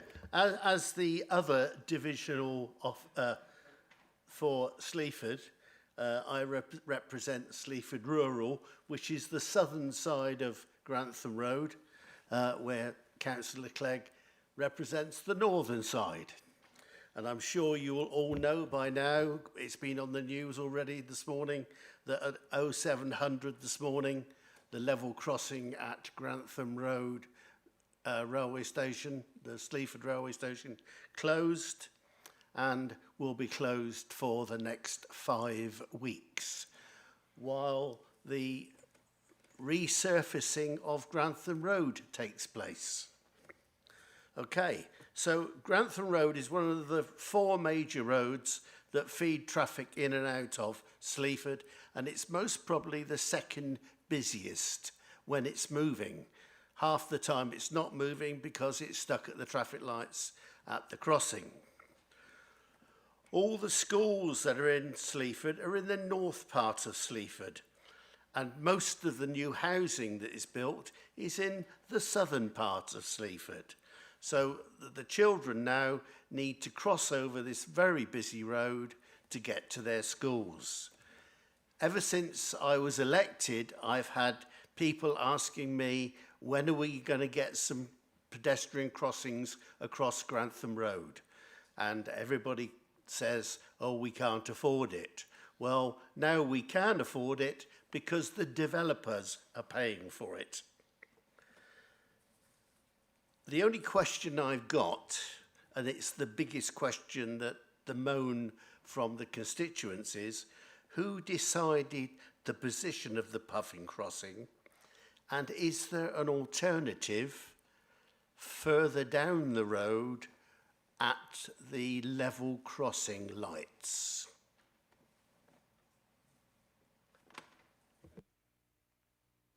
Thank you. I believe originally there was a plan to signalise the junction of Grantham Road to London Road, but the feasibility study proved that that was not viable. So in agreement with our development control colleagues and the developer, it was downgraded to just a standalone puff-in facility. That's as much as I know, I'm afraid. Okay, but who selected that position on Grantham Road for the Puffin crossing? Well, colleagues in development control and working with the TSP to do the feasibility on it, I believe. Would the Road Safety Partnership think that this is most probably the best place to have this crossing? Sorry, Stephen. The road safety audit carried out by Lincolnshire Road Safety Partnership identified no safety issues with that siting. Okay, thank you. Any other comments? No, that concludes, Chair. Thank you. I think, well, 2 points. One, yes, we definitely need a crossing.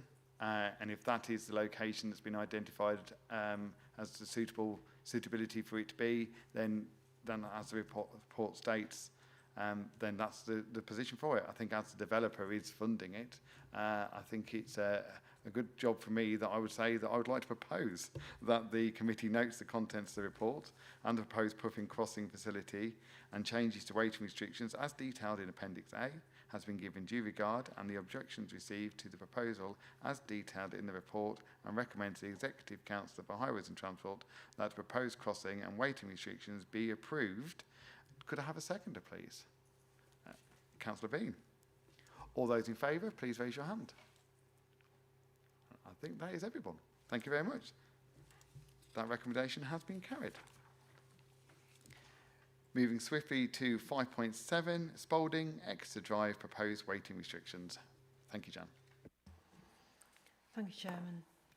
So this is a school-related parking issue on Exeter Drive, which is cul-de-sac. Residents were concerned that driveways were being obstructed and access into the cul-de-sac was being blocked by parking. We have observed the site on several occasions, and although it does support a lot of on-street parking for those busy periods at school start and finish times, we did not observe any obstruction to driveways or traffic flow. As such, we've therefore restricted the proposals to just wrap around the junction with Halmergate. We've had one objection from an objector who believes that these do not go far enough and that there are problems in Exeter Drive, but as stated in the report, we have not observed these and have therefore proposed, as shown at Appendix A, some restrictions at the junction to assist visibility for both pedestrians and drivers. So committee therefore may be minded to overrule the objection and recommend approval of the restrictions so that they may be introduced. Thank you. Thank you, Jan. And Councillor Taylor, I know this is very close to your ward, and I'm pleased that you have indicated to speak, so please. Yes, thank you, Mr. Chairman. I was going to make it clear why you do represent this council division. And just before I start, a couple of comments about wording, not to criticise the report at all, but Chairman, you've referred to division councillors, and the plaque also says that, which I approve of, but in reports often refers to the division member. I just think for transparency, maybe, I don't know if other people have opinions on this, it could actually say division councillor, name that division and name that councillor. It would probably make it easier rather than a resident trying to research themselves who we're referring to. Just a comment that's come to my mind today regarding being consistent. It's just to be transparent. Maybe one day we could consider that.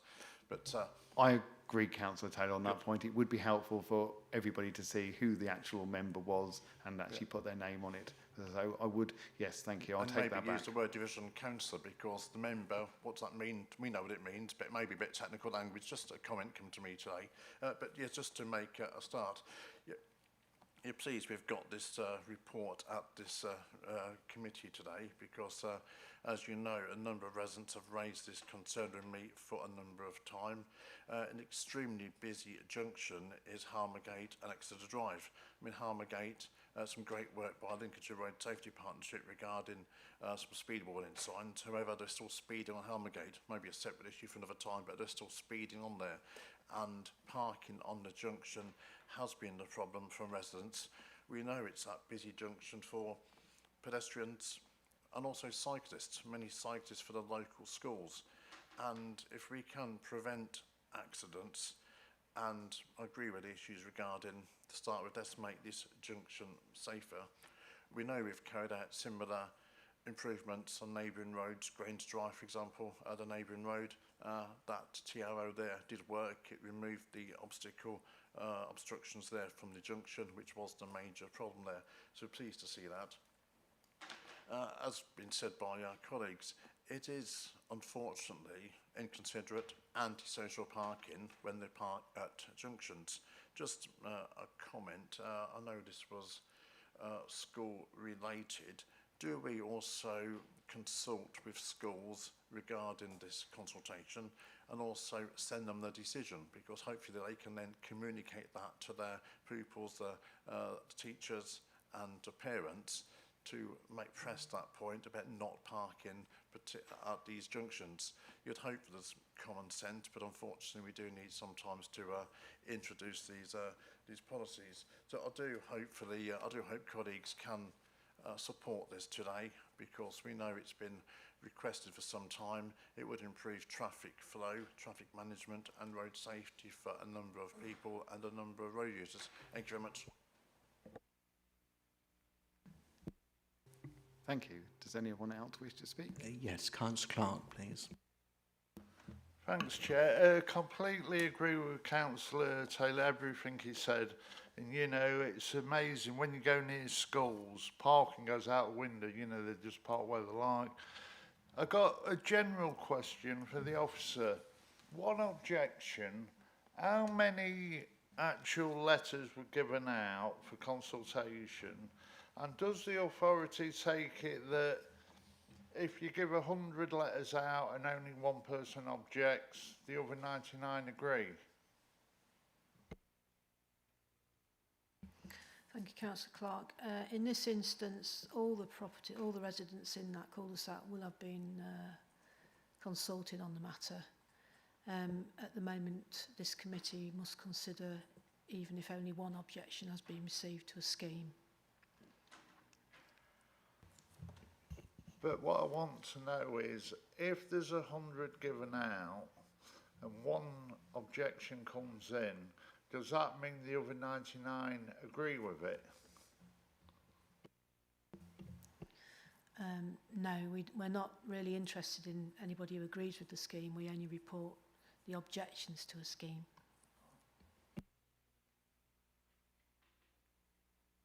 That concludes, Chair.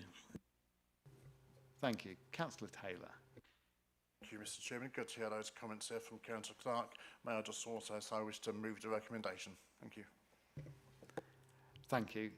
Yes, if you weren't going to do it, Councillor Taylor, I was going to. I think, yes, we shouldn't be parking on corners anyway. I think if we did any further interventions on that road, it would actually cause more inconvenience for the residents, as it is a road that's primarily used for people dropping and collecting children from school. Therefore, in outside of term time, any further restrictions would actually be negative to the residents.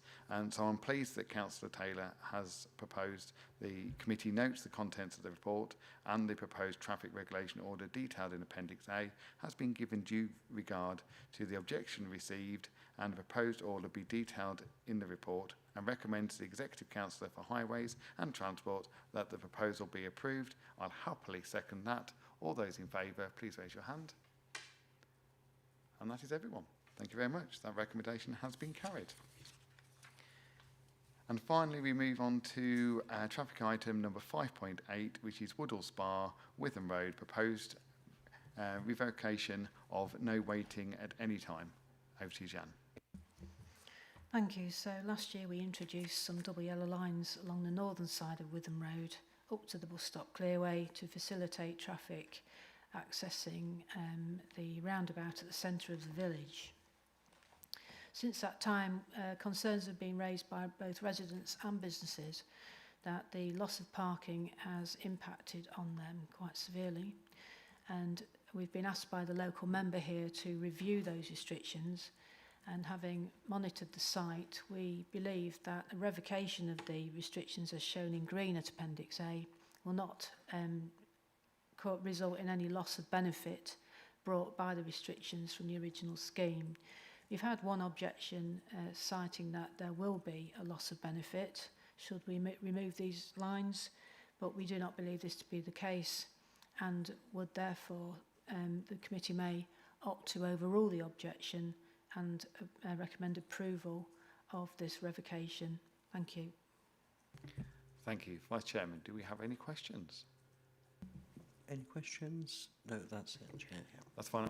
All I would like to add on this is it's really nice to see that we have a proactive look at this. I remember it coming to the committee a year ago, and it was quite a radical and quite an extensive amount of double yellows. And I am pleased that we've been able to look at that and help motorists by removing when we've deemed they're not vital. And therefore, I would like to propose that the committee notes the contents of the report, and the proposed traffic regulation order detailed in Appendix A has been given due regard to the objection received, and the proposed order as detailed in the report, and recommends to the Executive Council for Highways and Transport that the proposal be approved. Could I have a seconder, please? Councillor Bean. All those in favour, please raise your hand. Again, that's everyone. Thank you very much. That recommendation has been carried. And we now go on to our final item, is a other report, which is an update following the implementation of Planning and Infrastructure Act and its implications for the Planning and Regulation Committee. The report actions required are: the committee notes the contents of the report and endorses the proposed next steps on training, constitutional updates and operational planning. The report will be presented by Nikki Kelfer, Member Service Manager. Over to you, Nikki. Thank you.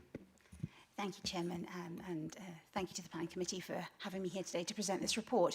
So this report comes to yourselves just for information, as the Chairman said, to update you on the Planning and Infrastructure Act 2025. The regulations that are within the committee report to you are mentioned as draft. However, as the Chairman has said, they are now confirmed to come into force, and that will happen on the 30th of September this year as written.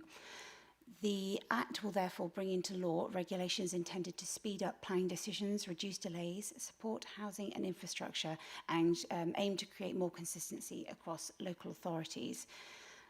The reforms to the planning system detailed within the Act cover all local authorities, but this committee as LCC, we're specifically interested in the national scheme of delegation and how this affects this committee, the planning committee size expectations and mandatory training requirements. So I'll first turn to the National Scheme of Delegation Chair, which is the most significant change for us within the legislation, which will introduce a national system which will define which planning applications are going to be decided by officers automatically and those that will be considered by committee. But even those considered by committee will only be in exceptional circumstances. The report and the legislation sets them out within two different schedules. So within Schedule 1, these are those that are for officer decisions only, and some examples for LCC's Planning Committee might include minor variations or approvals required under existing permissions, any non-material amendments, discharge of planning conditions for those that may be attached to minerals, waste or county council development permissions, or biodiversity gain plan approvals. So in practice, a lot of those that are in the generic Schedule 1 examples within the report, such as household extensions or small residential schemes, they're not LCC matters, so they'll fall to the district councils. Within Schedule 2, these details some of the potential cases that might come to a planning committee, and some of those for LCC might include any major applications, so something such as a new quarry or a waste transfer station, any Section 73 applications, are significant county council developments, a library or a school, for example, or any applications that raise significant issues, maybe flood risk or traffic and highways impact. The other examples that are within the national scheme, again, like things like household development or listed building consent, of course, they fall for matters to be determined by district councils rather than the county council. So looking more at Schedule 2, of course, those examples I've talked about will still have a presumption of officer determination unless specific criteria is met which justify referral to the committee. And in case that means that the referral to committee becomes a little bit harder.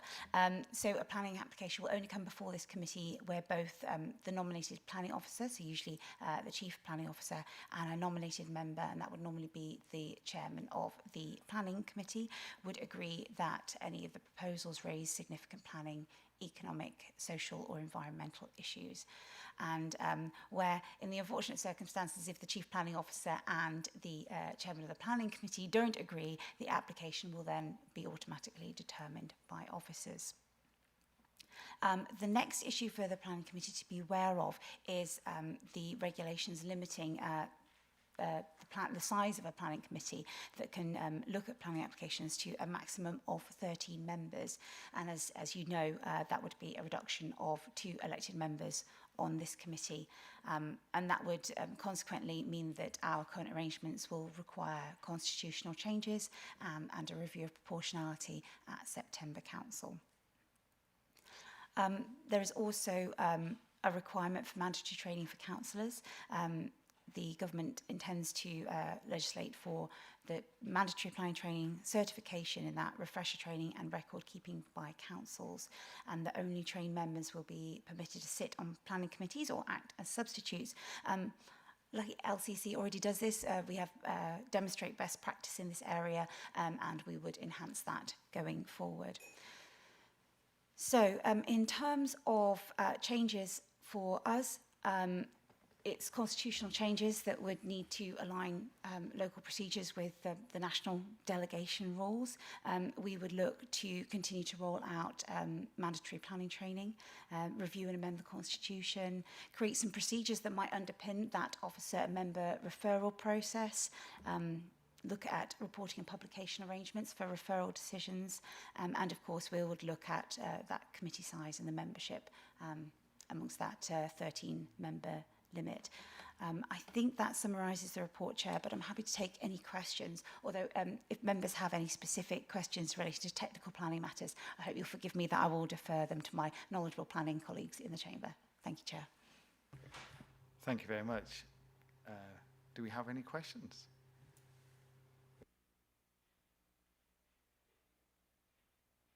Councillor Hill, please. Yeah, that seems fairly clear. So obviously they were, most of it, to be honest, won't affect us apart from the size of committee. But obviously where the things like where if the officer and the elected member disagree, the officer wins, doesn't sit very well. So I suppose it's all about informal arrangements, that any decisions which are made by officers legitimately, how they are communicated to the rest of us.